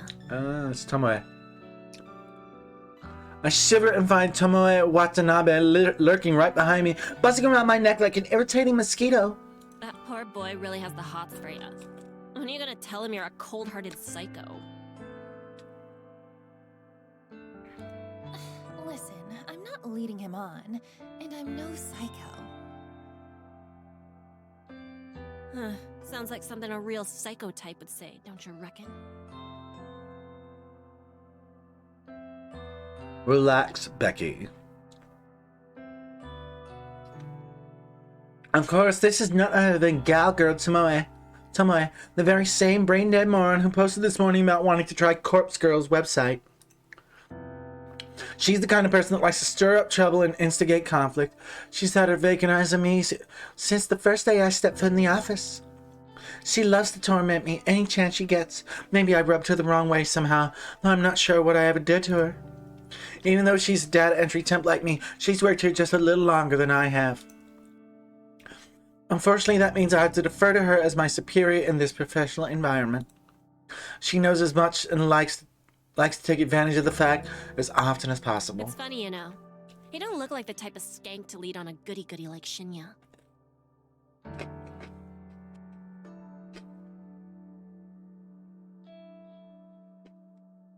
I told you, I'm not leading him on. I told you, I'm not leading him on. Well, if you're not interested, maybe I'll take him out this weekend and tongue him at the cinema.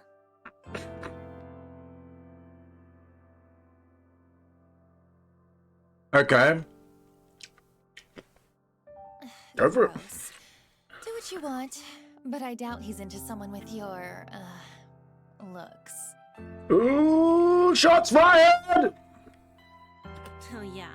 What would you know? You think he likes your flat chest, little Miss Gothic Lolita?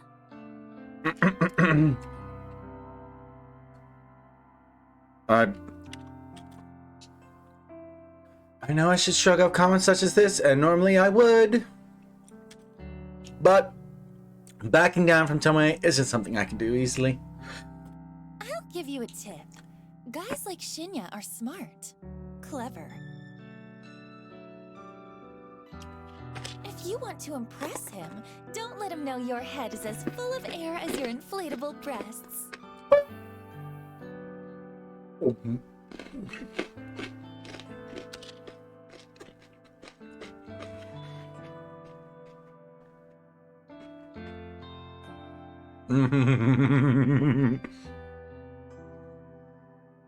A flash of crimson lights up Tomoe's face, and she looks ready to lash out at me.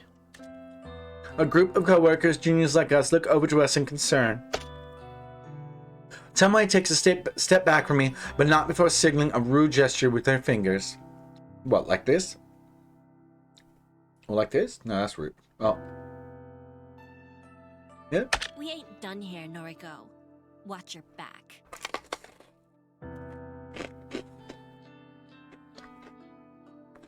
I'm trembling. Yeah, but she's labeled as Nordica, so definitely not the same Kurosawa. It's not confusing at all.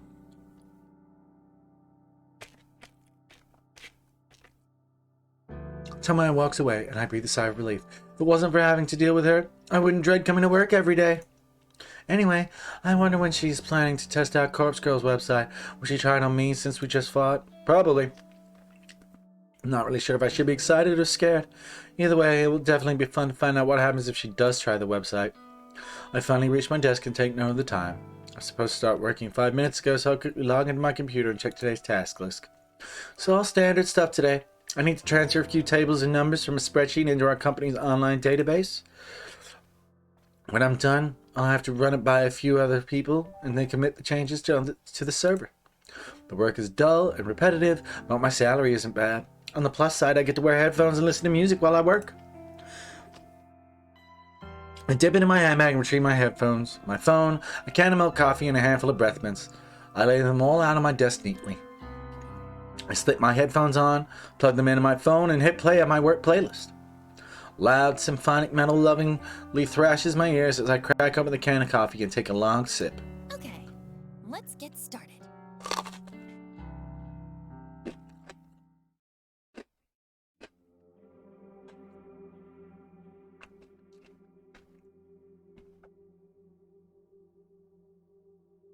I return home to my quiet, cramped apartment after work.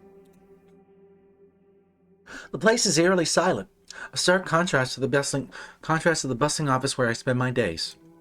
Throwing my handbag onto the tiny coffee table, I pick up my laptop and sit on the couch. I lie back and get comfortable, letting the laptop rest on my stomach as it boots up. The welcome screen loads up, so I click a couple of times, open my web browser, and then head to a very specific website saved in my favorites. Corpse Girl's website. A cute dancing zombie girl is animated at the top of the page, a peculiar irregularity that always makes me giggle.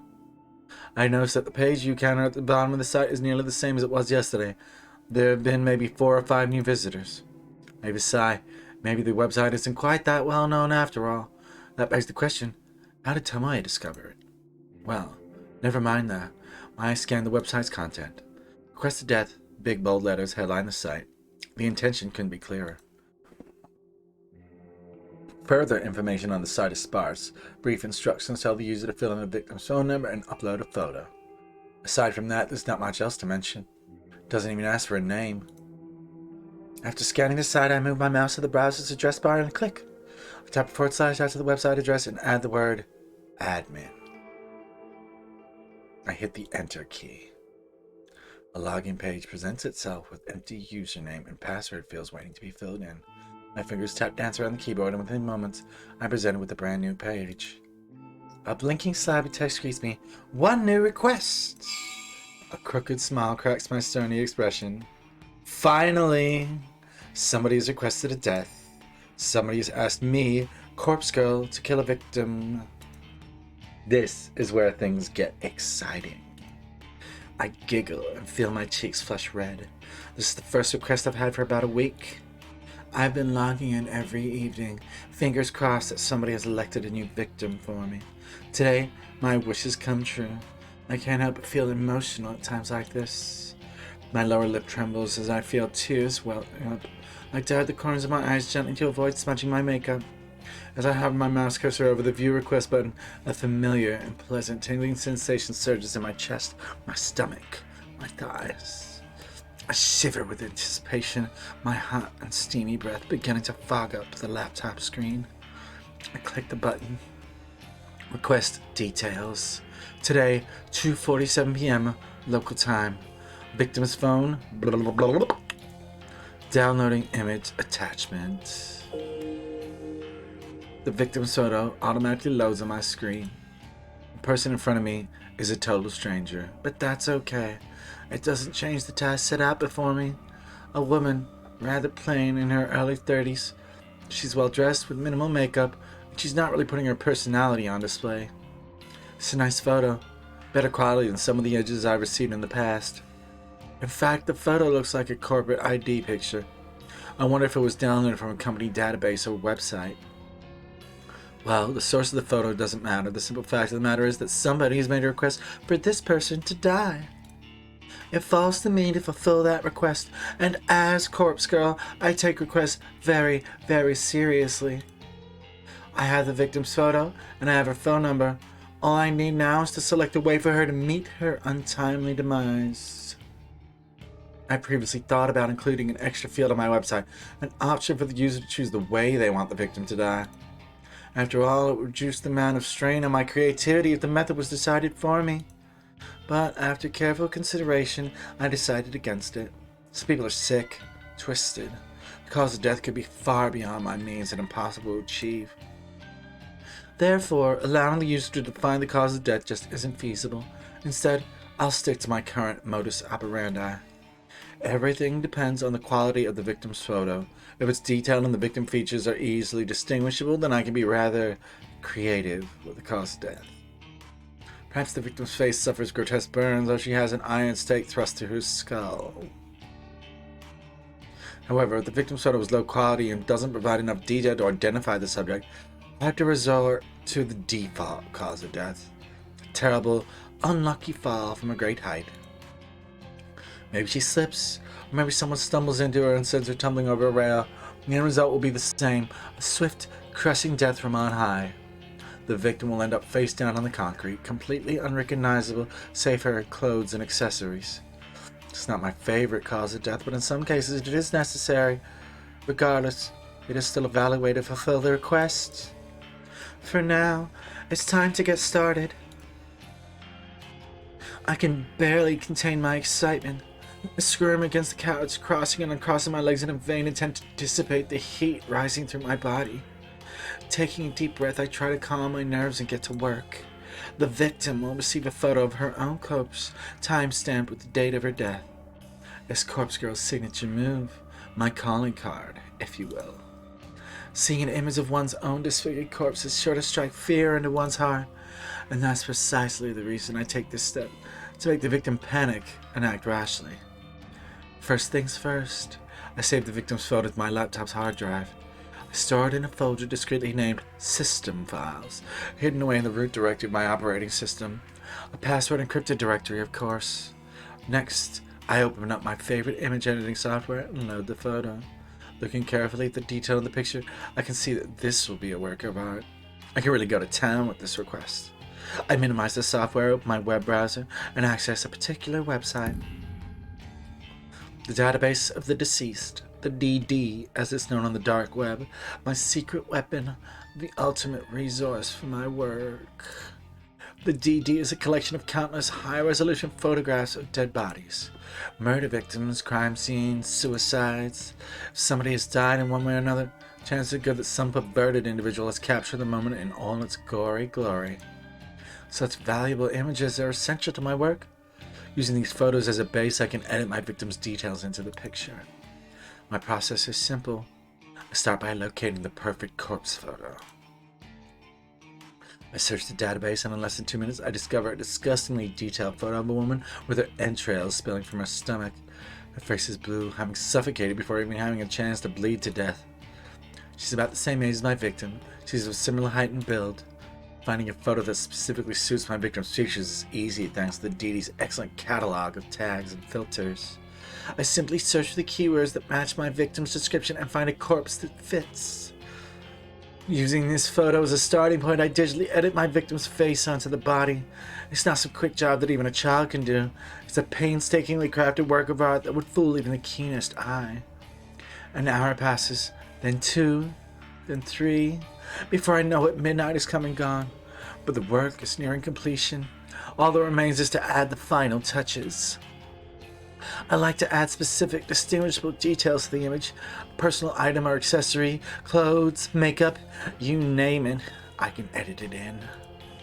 With personal details added, I adjust the lighting and color palette, just slightly to make the victim's photo truly unique. If the victim decides to reverse image search the photo and discovers that it's all a forgery, all my work would be for naught. And with that, The masterpiece is complete. A grisly, gruesome, gratuitously gory gift for the soon-to-be departed. Get with the alliteration. The victim will receive this photo of a corpse that is, for all intents and purposes, a perfect replica of her own physical form. She will open the image on her phone, and the life she once knew will crumble to pieces. My lips curl into a satisfied smirk. During my hours of work, my breathing eventually steadied. My excited nerves settled into a zen-like calm. But seeing the finished art piece now, I begin to feel my heart pounding once more. The macabre vision before me is exhilarating. Adrenaline and dopamine surge throughout my body, giving me a sudden head rush of bliss. To say that I'm attracted to the sight of blood and guts would be misleading. No, not into that at all. The excitement stems from the thought of taking control of somebody else's life, dictating their future, controlling their fate. For with the creation of this image, I have taken the victim's life into my own hands, like a puppet master pulling the strings of a marionette. By forging this convincing creation, I will compel the victim to take her own life. That's right. My own hands need not become stained. The hands of Corpse Girl are never been dirty with the blood of a victim. This is the true nature of my work. Carefully crafting corpse photos in such a way to convince the victim that their fate is already sealed, that no matter what they do, they cannot escape the death that awaits them. And the date stamped of the photo is the icing on the cake, the ultimate driving force behind the victim choosing to end their own life. A date so near in the future, a time that has not yet occurred, a fiber of uncertainty carefully interwoven into the image that causes the victim to pause and consider the possibilities. Is this photo from the future? Is this truly my fate? How can I outrun a future that has been pre-decided? These are the thoughts that run through a victim's mind. Despair and dread flood the senses. Overwhelming anxiety gives way to calm acceptance. This is my dead body. This is how I die. Why should I fight it? And when the victim's last vestige of resistance gently breaks, like a silk spider web being torn by a cool breeze, they finally give in. They invite their end. This is the way it will go down for this woman, this complete and total stranger. I'm confident, certain, convinced.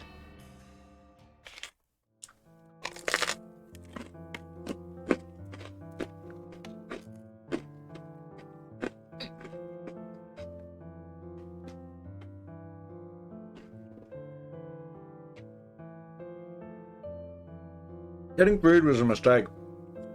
There's a lot of reading.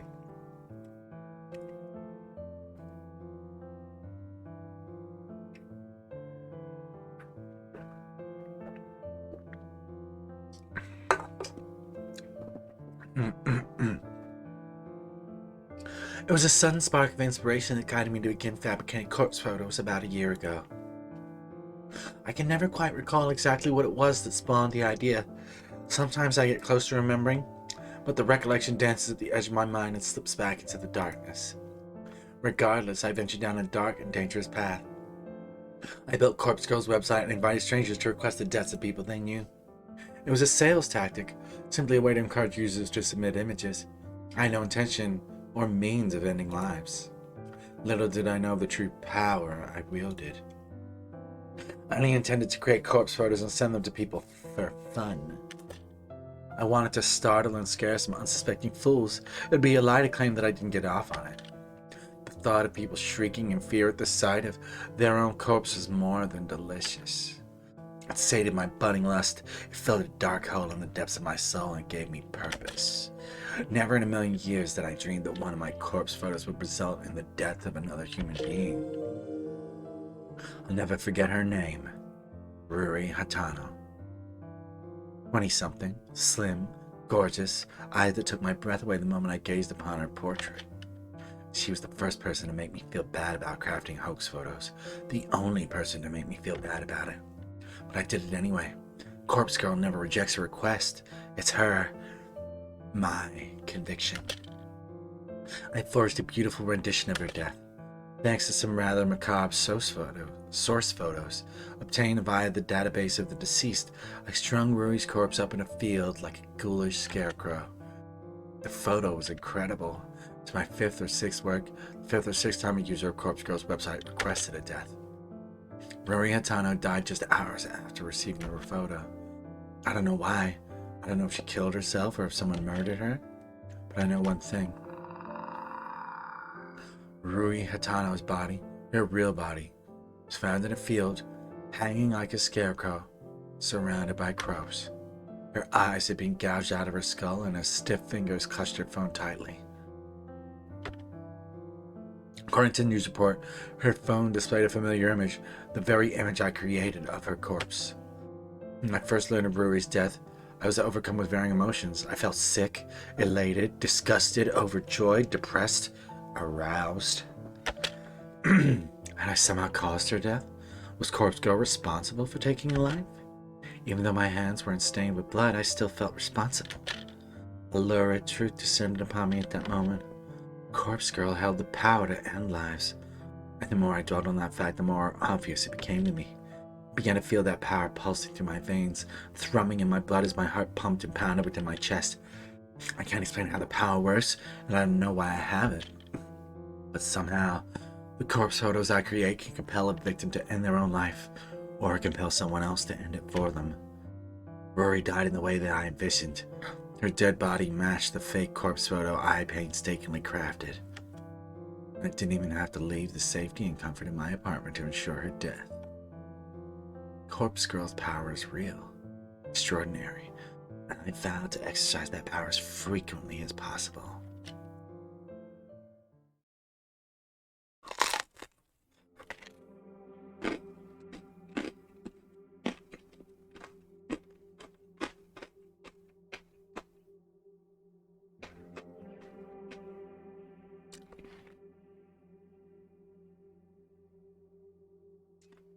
Well, she's certainly no Hellgirl.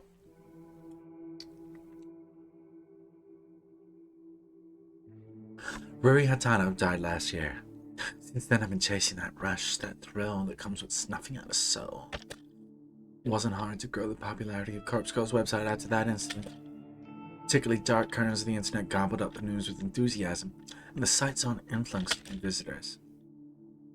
And on a few occasions, I've even overheard people in the real world whispering about the mysterious website that lets you request a death. I've crafted corpse photos for dozens of requests.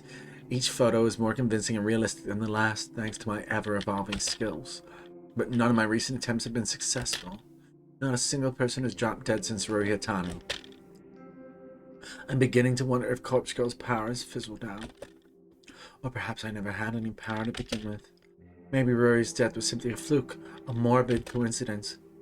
I spent countless hours doubting myself, doubting Corpse Girl. I've tried so hard to replicate that one success. Every time I receive a request, I do the same thing as I did in Ruri Hatano's case. I edit the photo of the victim, I create a convincing corpse photo, and I timestamp it with the time of death. I send the photo to the victim, and then I leave the rest up to fate. But nothing ever comes of it. I'm not so delusional to think that in normal circumstances, a simple photo would be enough to convince someone to kill themselves. And even if that photo fell into someone else's hands, it wouldn't inspire them to go out and kill the victim. Of course not. However, these are no ordinary circumstances. I once activated a power beyond the ken of mortal men. I caused Ruri Hatano to die by her own hand, or by the hand of another. I need to find a way to manifest my power once more. To prove that I, Corpse Girl, have the power of death and destruction at my fingertips. Once a new victim perishes, I know it will pave the way to more and more deaths. My website will gain popularity and become more than just an urban myth. People will live their lives in fear, forever wondering if Corpse Girl is lurking behind the next text message they receive. Yes, I can see the future I crave so clearly in my mind. I'm close to achieving my goal. I know I am. And when my dream comes true, I can finally...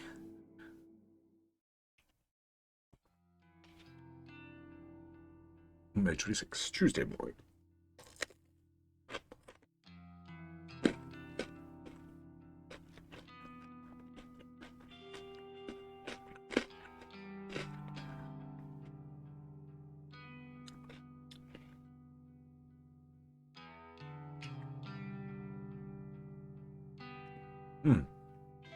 The incessant chirping of birds gently kindles the embers of my consciousness.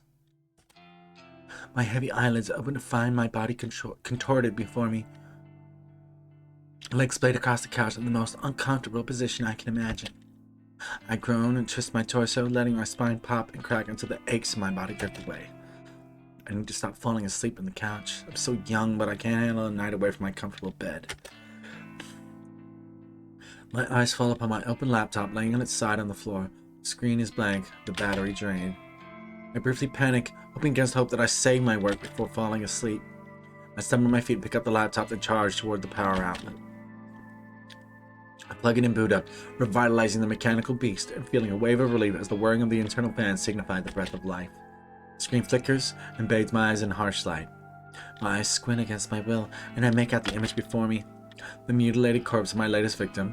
Perfection in picture form. The timestamp in the lower corner reads May 27, 11:07 a.m. Tomorrow's date. The photo is ready to be sent out. If I send it now, the victim will receive it immediately, notice the date, and realize her death is imminent. It's time to set the wheels of demise in motion. Leaving my laptop at the outlet, I quickly dart into the kitchen. Well, to call it a kitchen is misleading. It's simply a tiled area connected to my living space with a small refrigerator, microwave oven, and a single hot plate. A small stack of drawers is nestled next to the fridge, and I pull open the second drawer from the top. Plunging my hand inside is always an odd sensation. My fingers get buried underneath a dozen cheap plastic flip phones. I grasp one of the phones between my thumb and my forefinger and remove it from the drawer. It's a scratched up pink model from 2010 or so. A relic from a time not all that long ago, but that may as well be forgotten. I flip the screen up and turn the device on, relieved to see this artifact still holds power. To be fair, I charged up all these phones just a few weeks ago, but the fact they retain a charge after being inactive for so long is a testament to their engineering. In any shady line of work, these kinds of phones are referred to as burners. Cheap, disposable devices that are discarded as soon as their purpose is fulfilled. I acquired them by rather unsavory means, but that's neither here nor there. I use these phones to send out the photos I make. By doing this, I avoid using my personal phone and thus prevent anything from being traced back to me. When a photo has been sent, I keep the burner phone for 24 hours, just in case the victim sends a reply. I know I'd get a good laugh out of that. Of course, I don't keep the phone on my person. I store it in an old shed at the back of my apartment building. When 24 hours have passed, I remove the phone's SIM card, snap it in half, and discard it with the combustible trash. The phone itself gets smashed and trashed in the dumpsters outside a convenience store. I'll still delete the photos off my hard drive and clear my internet history. Obviously, I don't even use my own internet connection at home. I leech off my gullible neighbor's Wi-Fi. He's under the impression I can't afford my own internet connection. Whether or not I convince him of such is irrelevant, so he's happy to share his connection with me. Should the police ever try to track my actions, they'll only be led straight to my neighbor. I've gone to great lengths to ensure my actions are untraceable. This has all been in anticipation of my inevitable success. Looking down at the pink phone in my hand, I clear my mind and focus on the task before me. The photo is transferred easily from my laptop to the burner phone. Once complete, I open the text messaging app and enter the victim's phone number. I leave the message field blank. I attach the photo, of course. The victim will receive an empty text message from an unknown number with only an image attached. The message is just about ready to send. There's one more flourish I'd like to add. I open a particular app I previously downloaded to every burner phone. It's simply called Number Mask. It's one of the most ingenious apps I've ever used. The app asks for the number I want to use. I punch in my memorized trademark, 666-33-666-22-666-44666. Now, when I send a text message, the receiver will see these numbers appear on the caller ID. Not only does it mask the burner's real phone number, but it's an extra calling card to help boost my infamy. I smirk, my thumb hovering over the send message button. This is it. This is going to be my long-awaited victory. The second victim to end up dead, I just know it. This is the stepping stone to my success, the second of many bodies that will pave the way to my glory. I send the message.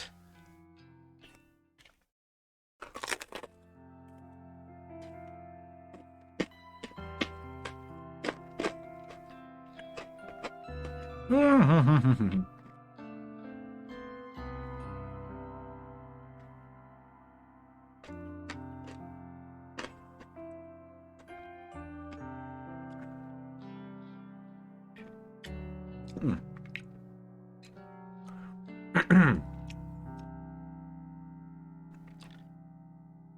arrive at work on time, just as usual. My handbag is heavy with the weight of several cans of coffee, hopefully enough to help me power through the day after having had such a late night. I can't help but yawn loudly as I wait for the elevator in the lobby. Just before the elevator doors open, my phone starts to ring. I step aside and answer the call. Hey. Hi, Noriko. Good morning. Did I call at Oh, time? connection. Not at all. I'm just about to go into the office. Oh, should I call back later? It's no problem. Don't stress. Okay, sorry.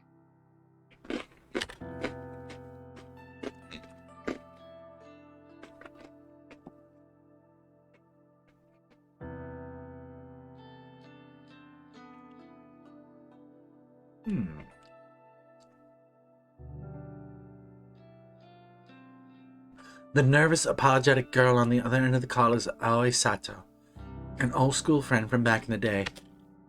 Though we never really had any common interests, we used to be inseparable at school. She was shy, I was introverted. It was a combination that worked in our favor, even if our conversations were a little on the boring side. To say that we're no longer shy and introverted wouldn't be entirely true. Aoi has gotten better. She's definitely more outgoing, but she still suffers from a great deal of social anxiety. As for me, I'm still pretty introverted. My tolerance for being around other people has improved a bit, but I do prefer solitude. And visiting places I've never been to before puts me on edge. To call Aoi my best friend would be accurate. She's my closest confidant. Even so, she knows nothing about my part-time masquerading as Corpse Girl. No one does, and I plan to keep it that way. So, Aoi, what did you want to talk about? Oh, well, you see, that guy at work is still bothering me, and I wanted to see if you had any more advice for me. Ah, jeez. The older guy that always hits on you? Yeah. What a creep. You're 19, for God's sake. He must be, what, 50? I think he's 52. You know his actual age? Well, whatever. If he's still bothering you, you have to take a stand. He's not your coworker, right? Just a regular customer? That's right. Then tell your manager. Have him banned from the venue. I can't talk to the manager. I don't want to cause trouble for the company. Jeez, girl. Sometimes you need to stand on your own 2 feet. I know. Well, if talking to the manager is out of the question, then you need to be firm with the creep. Tell him you won't stand for being groped anymore. His behavior is simply unacceptable, and if he won't change, you won't serve him anymore. Yeah, just being groped. His age is inconsequential. It wouldn't matter if he was same age.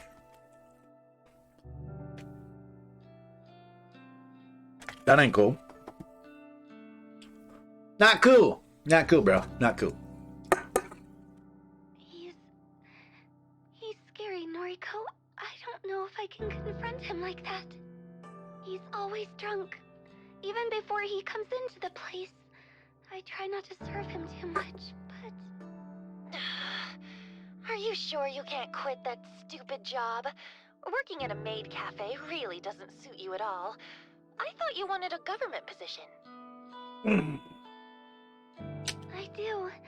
I want to work in a cozy office, kind of like you, but you know I don't have any qualifications.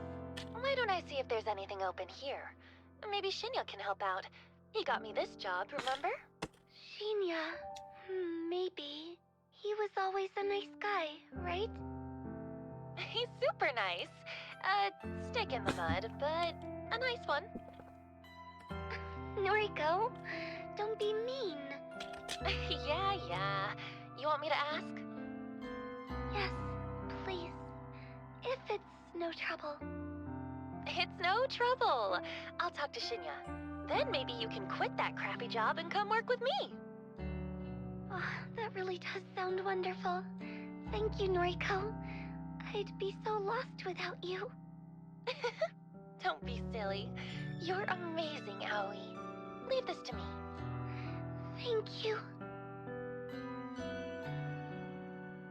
And the Colin heave a sigh. Having to go and ask Shinya about a job actually is a pain in the ass, but I'd never admit that to Oi. Alright, I will be right back. One moment, please.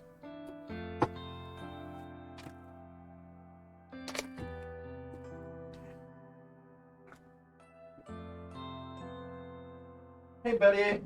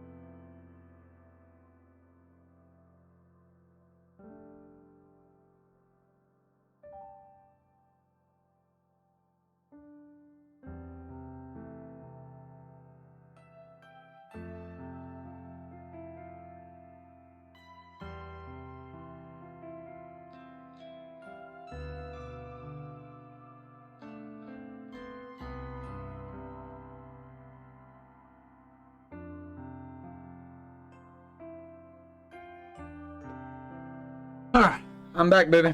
Hey, Billy Bear. What's up, Billy?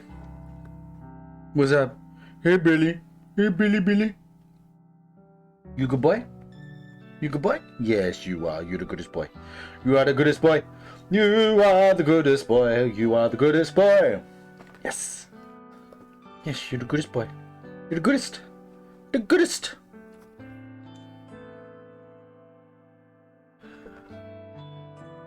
More pats.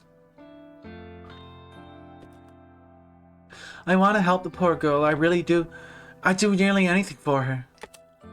The elevator arrives at the lobby and I step inside as soon as the doors open.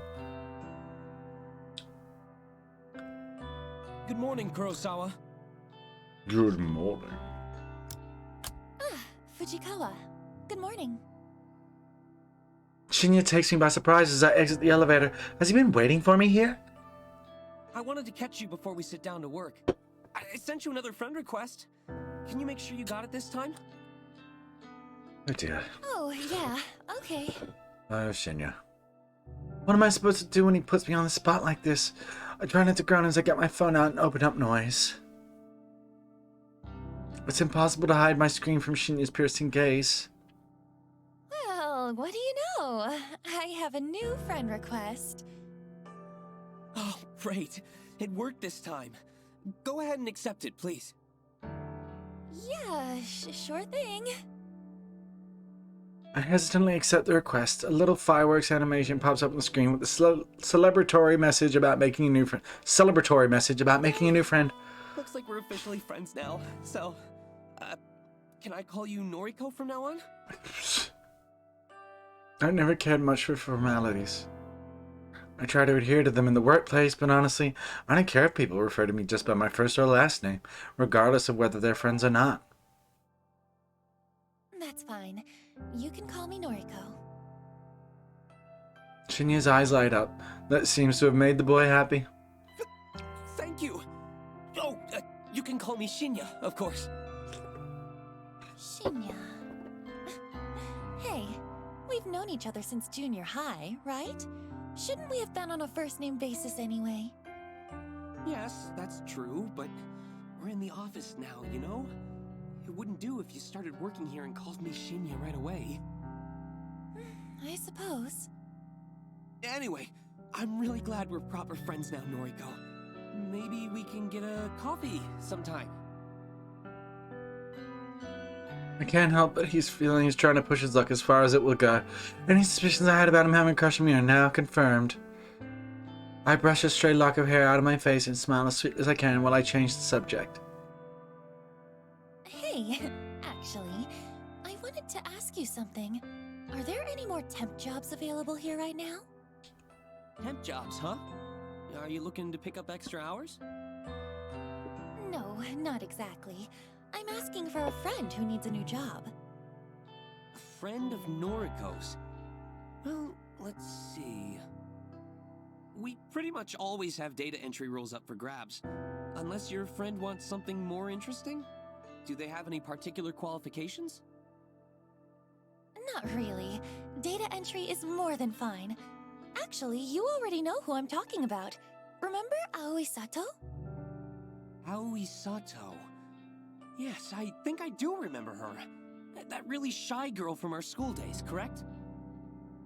That's her, yeah. Wow, I never knew you were still in touch with school friends, Noriko. Aoi's probably the only one. We're fairly close. Is that so? As for me, I don't really have any friends from back then.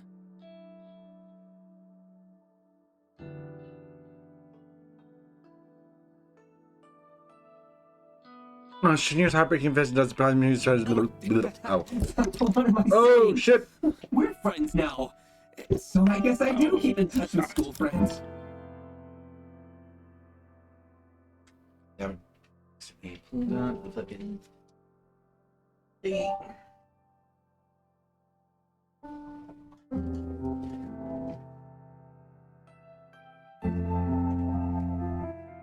Feeling like what happened.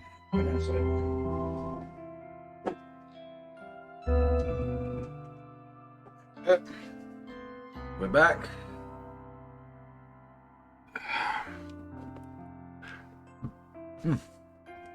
Screws you. Yeah, I guess so. Hey, I'll ask my superior if we can get Sato an Uh, interview. Is that Yeah. okay? Gotta finish pretty soon. I'd really appreciate that. Well, about Thank you, 15 Shinya. minutes-ish. No problem. Leave it to me.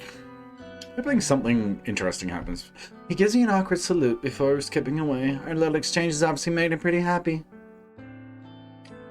For some reason, something that Tomoe Watanabe said yesterday pops into my head. She mentioned that I'm leading Shinya on, but that's not true, is it? I shake the thought out of my head. I'm just being nice to him. That's not wrong, is it? I take a seat at my desk before my morning ritual. From my handbag, I retrieve my headphones, coffee, and breath mints. Computer on, music playing, coffee open. My fingers tap rhythmically against the keyboard, and I slip into the usual workday trance.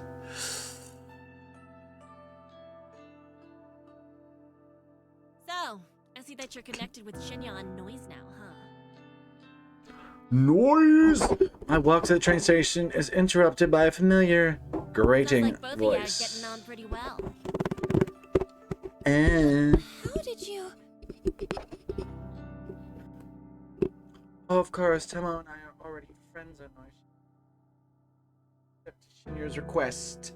Whoops, turned it down too much. It's actually kind of strange that Tomo and I connected through the app. We added each other on my first day of work before I learned how much of an intolerable excuse for a human being she is. We simply never deleted each other, even after all these months. Her posts are entertaining anyway. And since I rarely ever post anything myself, she probably forgot we were connected at all. Until today.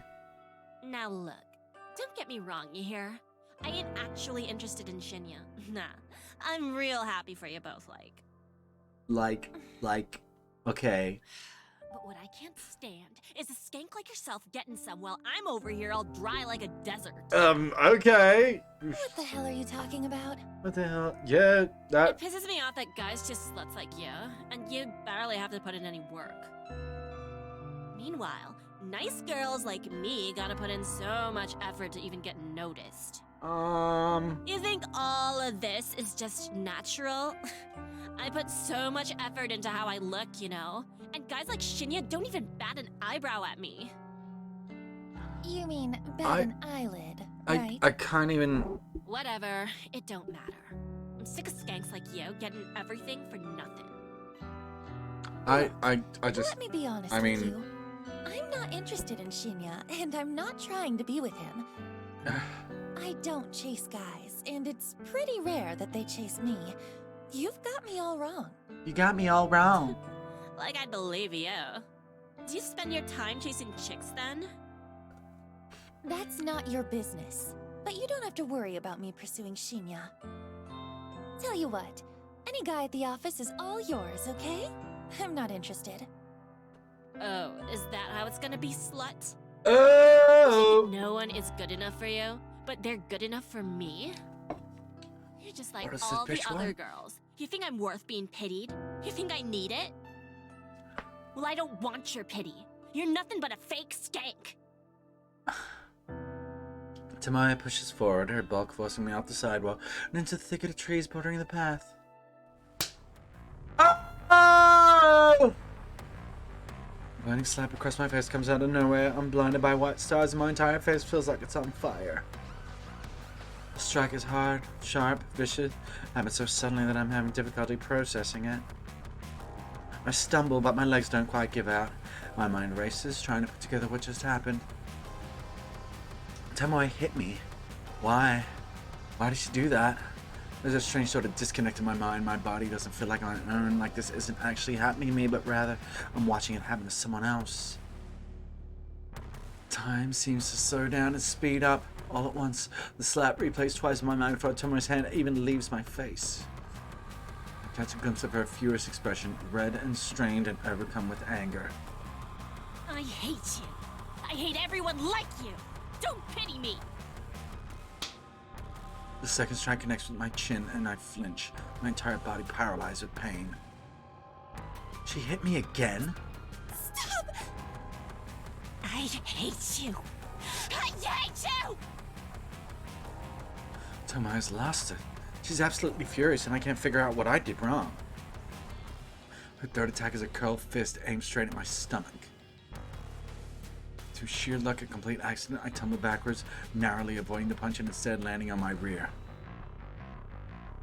The pavement is rough and hard, but I'm sure it feels a lot better than taking a fist in the gut. Tomoe screams and rushes at me, but I scramble to my feet and grab her by the wrists. She flails wildly, her eyes looking like they'll pop out of her skull at any given second. Her breathing is harsh and ragged, and tears of rage have caused a flood of clouded makeup to run down her face. Calm down! Calm down! She struggles against me, slowly giving in as my tight grip prevents her from attacking me further. She begins to sob softly. I hate you! I hate everything about you!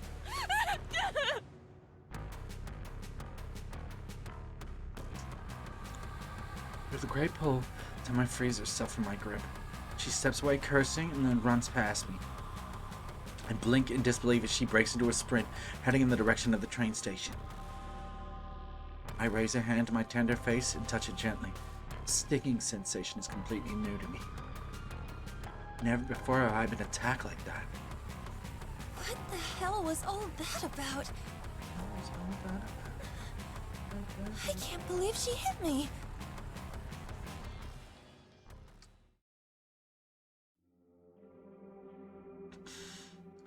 Pack of frozen vegetables pressed against my face soothes my swollen jaw, but does very little to calm my nerves. I'm still on edge after what happened today. Tomoe actually physically attacked me, all because I said something, I'm not sure what, that provoked her anger. Maybe that girl is more complicated than I gave her credit for. It seems like she has her own inner demons just like the rest of us. I've replayed the event in my head 100 times since returning home. Without confronting Tomoe about it, I don't think I'll ever figure out what incited her aggression. But I don't plan on talking to her about it anytime soon. I won't say I'm scared of her, but I don't exactly want to encourage a repeat performance. I rest the bag of frozen vegetables on the small coffee table next to me. I think I've done all I can do to reduce the painful swelling for now. Sighing and leaning back, I let the soft padding of the couch consume my body as I sink deeper. Eyes glaze over as I bring my phone to my face. My fingers lazily tap and scroll as I look through a carefully curated obituary newsfeed, a list of deaths that have been reported throughout the day.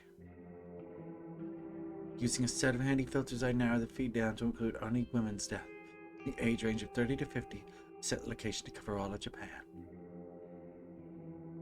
I immediately exclude any results that mention natural causes of death. I'm looking for specific cases, suicides, or as more often reported, accidents. Of course, I'm looking to find out whether my latest victim is off herself yet. Should this search string return no results, then it's pretty easy to look up recent murders. They're few and far between. Between suicides, accidents, and murders, I've covered all the potential ways my victim could die. 9 out of 10 of the search results include a photograph of the deceased. Not a photo of their corpse, mind you. This is in the database of the deceased I'm looking at. Rather, it's usually a nice, flattering picture of the recently departed, submitted by their kin to go along with their obituary. I use the photos submitted with obituaries to compare and match with the images of my victims. This is the only reliable way I have to discover whether or not my victims have perished. If I knew a victim's name, I could easily look up their current fate, but my website doesn't ask for that information. All respect for the victim's privacy, but there's a lot more to it than that. That's a topic to dwell on another day. Tonight's search turns up no solid leads. I'm disappointed, but this result isn't entirely unexpected. After all, I set the date of my latest victim's photograph to tomorrow. There's still time for her to freak out and end it all. I decide to go to sleep early tonight. I'm not even feeling hungry enough to eat the cheap convenience store meal that's been sitting in my fridge since yesterday. Though, if I go to sleep now, it'll feel like tomorrow arrives sooner. Tomorrow. I'll have to see Tomoe at work. No way I can avoid her since her desk is so close to mine. The idea doesn't sit well with me. On the other hand, my victim might conquer herself, which would definitely make me feel better. It could very well be my next success, and the suspense is just about enough to kill me. Tomorrow.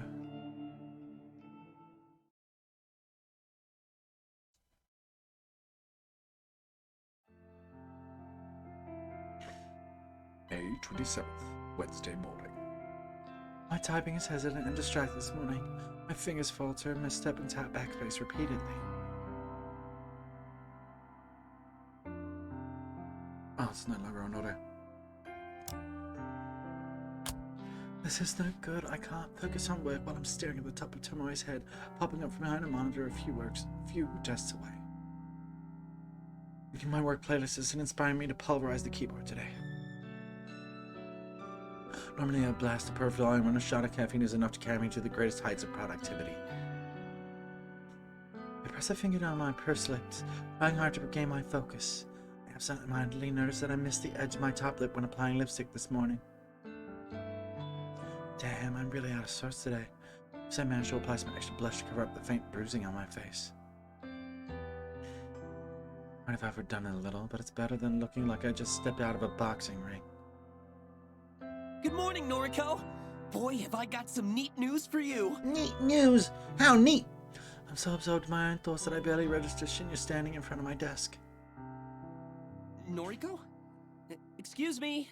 Noriko? Are you in there? Huh? Eyes fixated on Shinya's goofy smile, I quickly removed my Shinya. headphones. Sorry. Hi. Are you okay? Yeah, I'm fine. Tired is all. Oh, I hear you. I was up late last night. Boy, I must have been up past 10. Just could not put down this new crime thriller I've been reading. Oh, yeah, right. I was up late reading too. Your horror novels, right? Don't they leave you feeling a little scared before you go to sleep? No, not really. It's all fiction, so it's pretty easy to distinguish from reality. Is that so? Wow, that's not like my book at all. The crimes in this story are all based on real cases. My jaw hits the floor every time I turn the page. I realized I should move Yeah. so that, yeah. Anyway, let me tell you. That.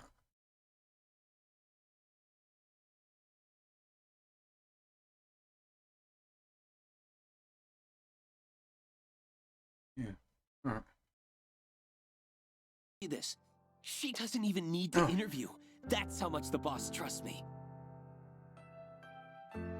I'm genuinely impressed with Shinya's ability to score Aoi a job. Say what you want about the guy, but the bigwigs obviously have faith in him. Wow, Shinya. I don't know what to say. Thank you. Thank you so much. Don't thank me yet. Sato is going to be worked to the bone. I hope she's prepared for it.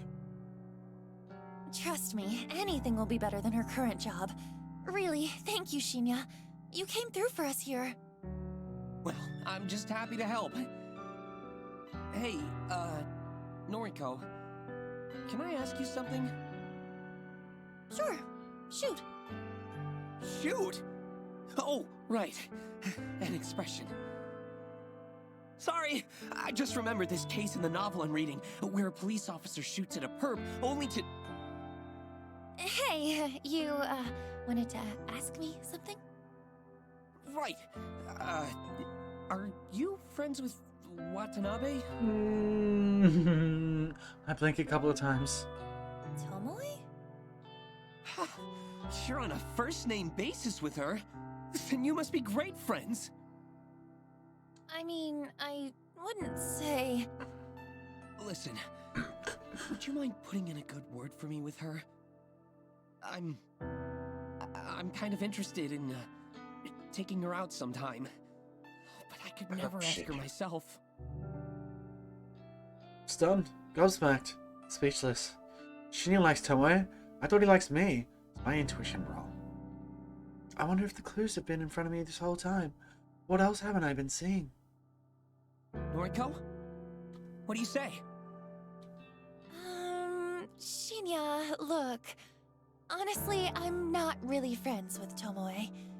I don't think I can help you. Oh, I see. That's a shame. I thought maybe you were close.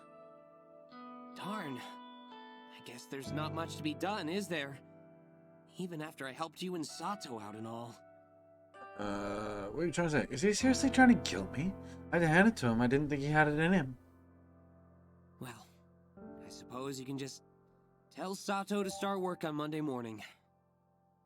Guess I'll see you around the office then. Shinya leaves and I bury my face in my hands. Has this world gone mad all of a sudden?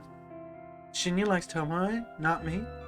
It's not that I'm disappointed, hell, I don't have feelings for the guy, but for him to be interested in someone vapid like her just blows my mind.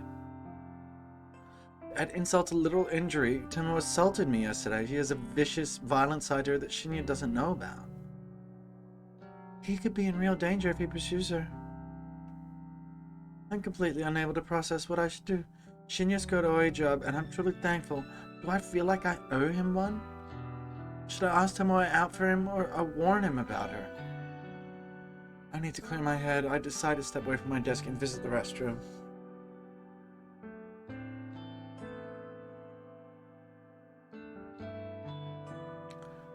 Though I have no need to use the restroom, I enter a stall and lock the door behind me.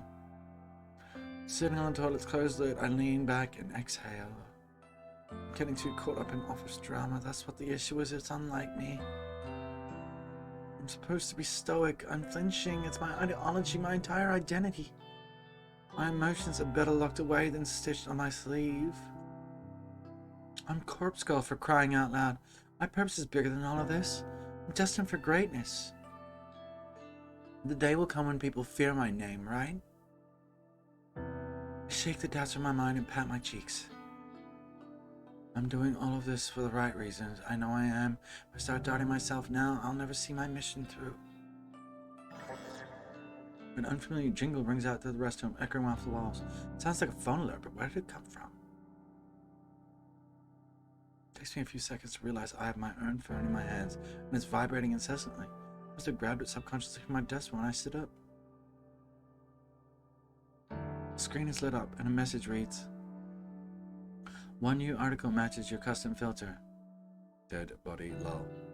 Wait, what? The auto newsfeed I set up last night actually located something?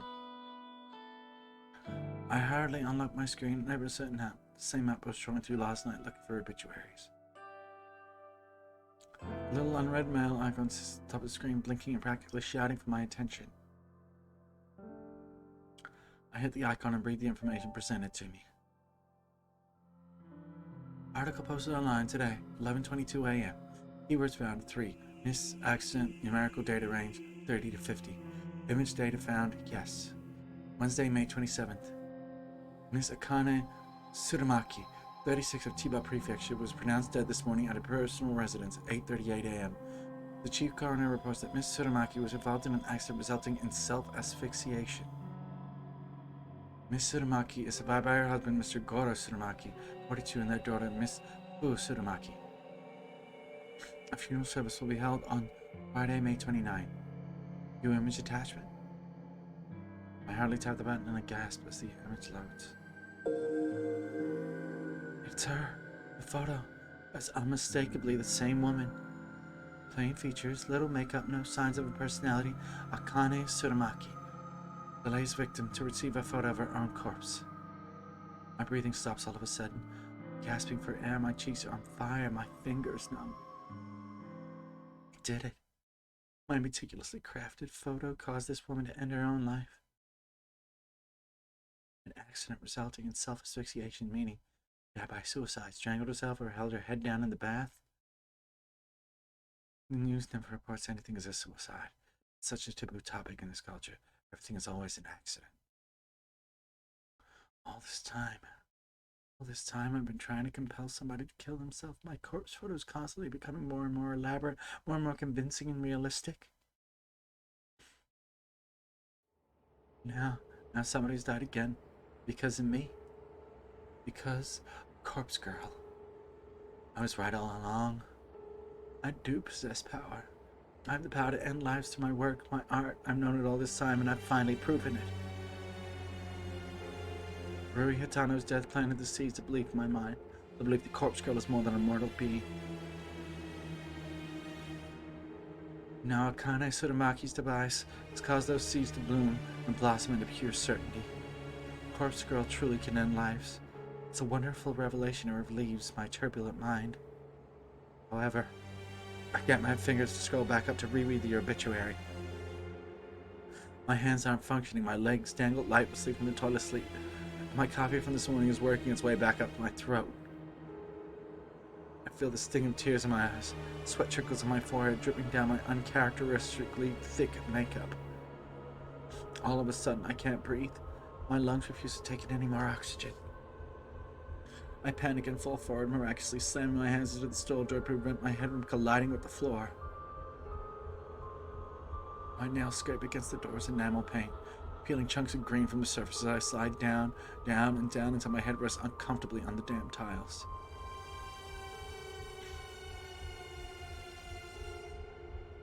My eyes roll back and my tongue lolls out the side of my mouth, dangerously close to the tilted tile floor, but completely out of my sight and mind.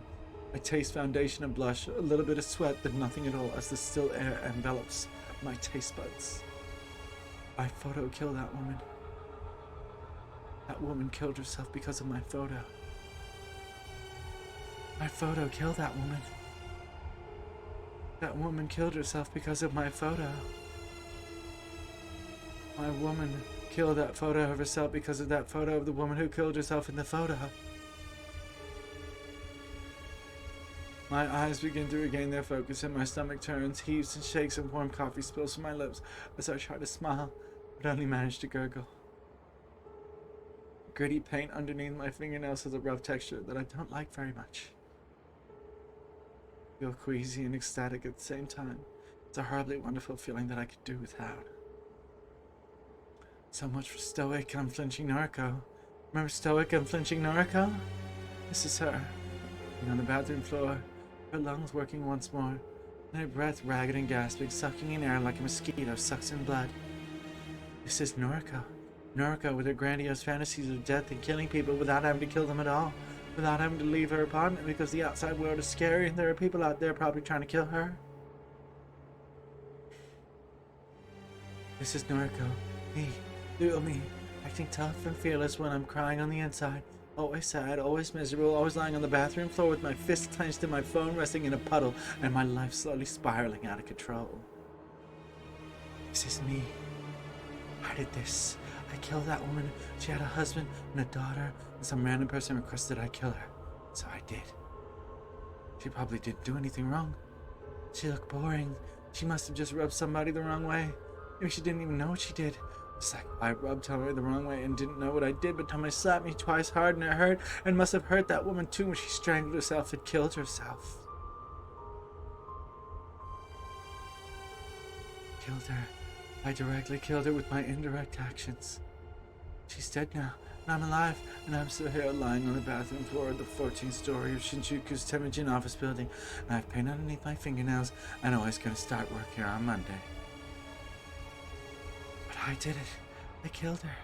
Finally, after countless months of pretense, of false starts, of failures and disappointments, I killed somebody again. Corpse Girl strikes for the second time.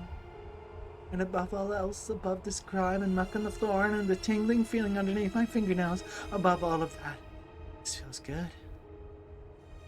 This feels so good. Blood has returned to my legs, the pins and needles have faded, and my toes quiver beneath my stockings and shoes. An electrical charge pulses down my thighs and dissipates through my feet.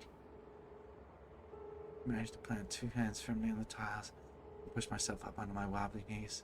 I suck in air and breathe all of it back out almost at once. I feel dizzy, and a bizarre warmth is welling up inside my stomach and chest. I manage to steady myself enough to sit back on top of the toilet seat, my feet planted firmly on the ground and my hands resting on my lap. I try to regain my sense of self. I might have lost my composure a little bit upon reading the news, but who could blame me? Everything I worked for over the last year is finally starting to pay off. My second victim is dead. With this, Corpse Girl's popularity is sure to rise. More and more people will issue requests to my website. More and more people will receive corpse photos. More and more people will... She killed herself. She killed herself. Oh, how I wish I could see the real body. Only I could see her mangled corpse drenched in sweat and finally at peace. I notice my phone is wedged between my wet fingers. I must have subconsciously scooped it off the pool of muck on the floor. I try to ignore the sticky texture clinging to the screen. My fingers no longer numb. I scroll up and reread the obituary article. Miss Akane Tsurumaki, 36 of Chiba Prefecture, was pronounced dead this morning. Ms. Dead. Pronounced dead. My breathing staggers once again. My jaw gently lowers. Involved in an accident. Constant clouds my face. Resulting in self-asphyxiation. I salivate unconsciously, a trickle of moisture creeping down my chin and dropping on my lap. My cheeks are flushed, my vision slightly blurred. She killed herself. Because of me. She killed. I let out a gasp. I let out a gasp. My hips rise against my will, my toes curl, my legs stiffen, my skin tingles. I lean back against the sister in the cold porcelain, penetrating the thin fabric of my clothes and chilling my burning hot skin. My eyelids flutter as my mind hazes over. I can't control my body any longer. All the anticipation of the last few days, the tension building in my muscles. I can't. My legs tense up, my knees buckle, my neck tilts back. A whispered gasp slips softly between my lips. Phone falls to the ground once more as my fingers slowly uncurl. A dull ting sound as it hits the floor is the last thing my foggy mind registers before I drift away. Okay. I think that might be a good place. You look like horse shit. Oh. That came quickly. Tomorrow's brazen drill snaps me out of my dead-eyed stare. I've got to stop there. Because I've got to go. So, save.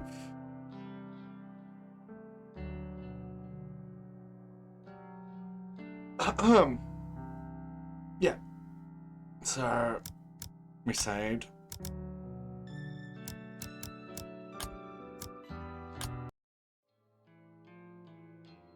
Oh, hey, she wasn't there before. I'm sure she wasn't there before. I'm sure that was empty before. Right? That was empty before.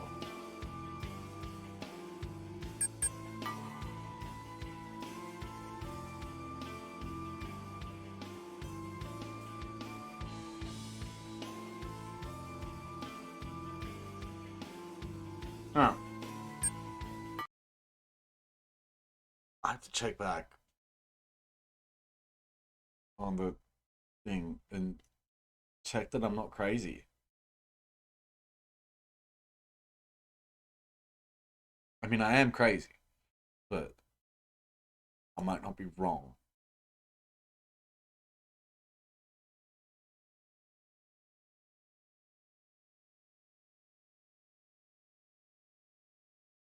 Um,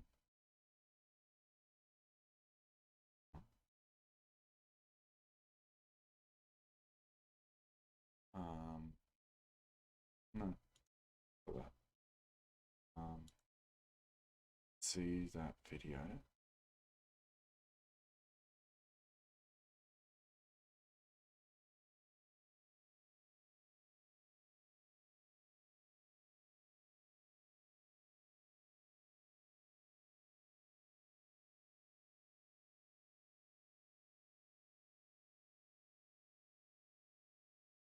Yeah, no, I'm not crazy. I'm not crazy. You can see if you want to.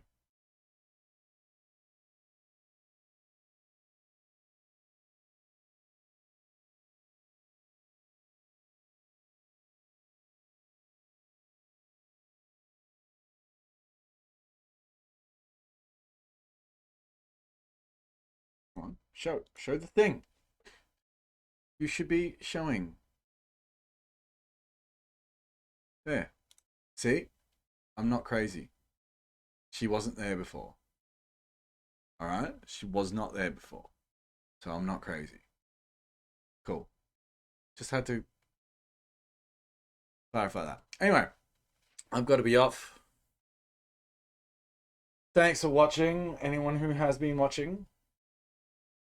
Whether you've been watching along or whether you're watching this later. Part 2 coming later. Probably later tonight, most likely. Most likely. But I've got to meet up with someone and then I got to go to rehearsal. Also, thank you to Joy Electric, who is the newest follower. Please do follow. It is all appreciated. Very much so. Is it still 36? Not sure if it's still supposed to be 36. No, it's supposed to be 37. But that one hasn't registered. So maybe if I go... There we go. It's now gone up to 37. I guess I needed to like do it on the stream so that it registers. There you go. 37. Sweet. So yeah. Follow me. But anyway, till later. Peace out. Be good to yourselves. Be good to each other. Excelsior. Latest. Bye.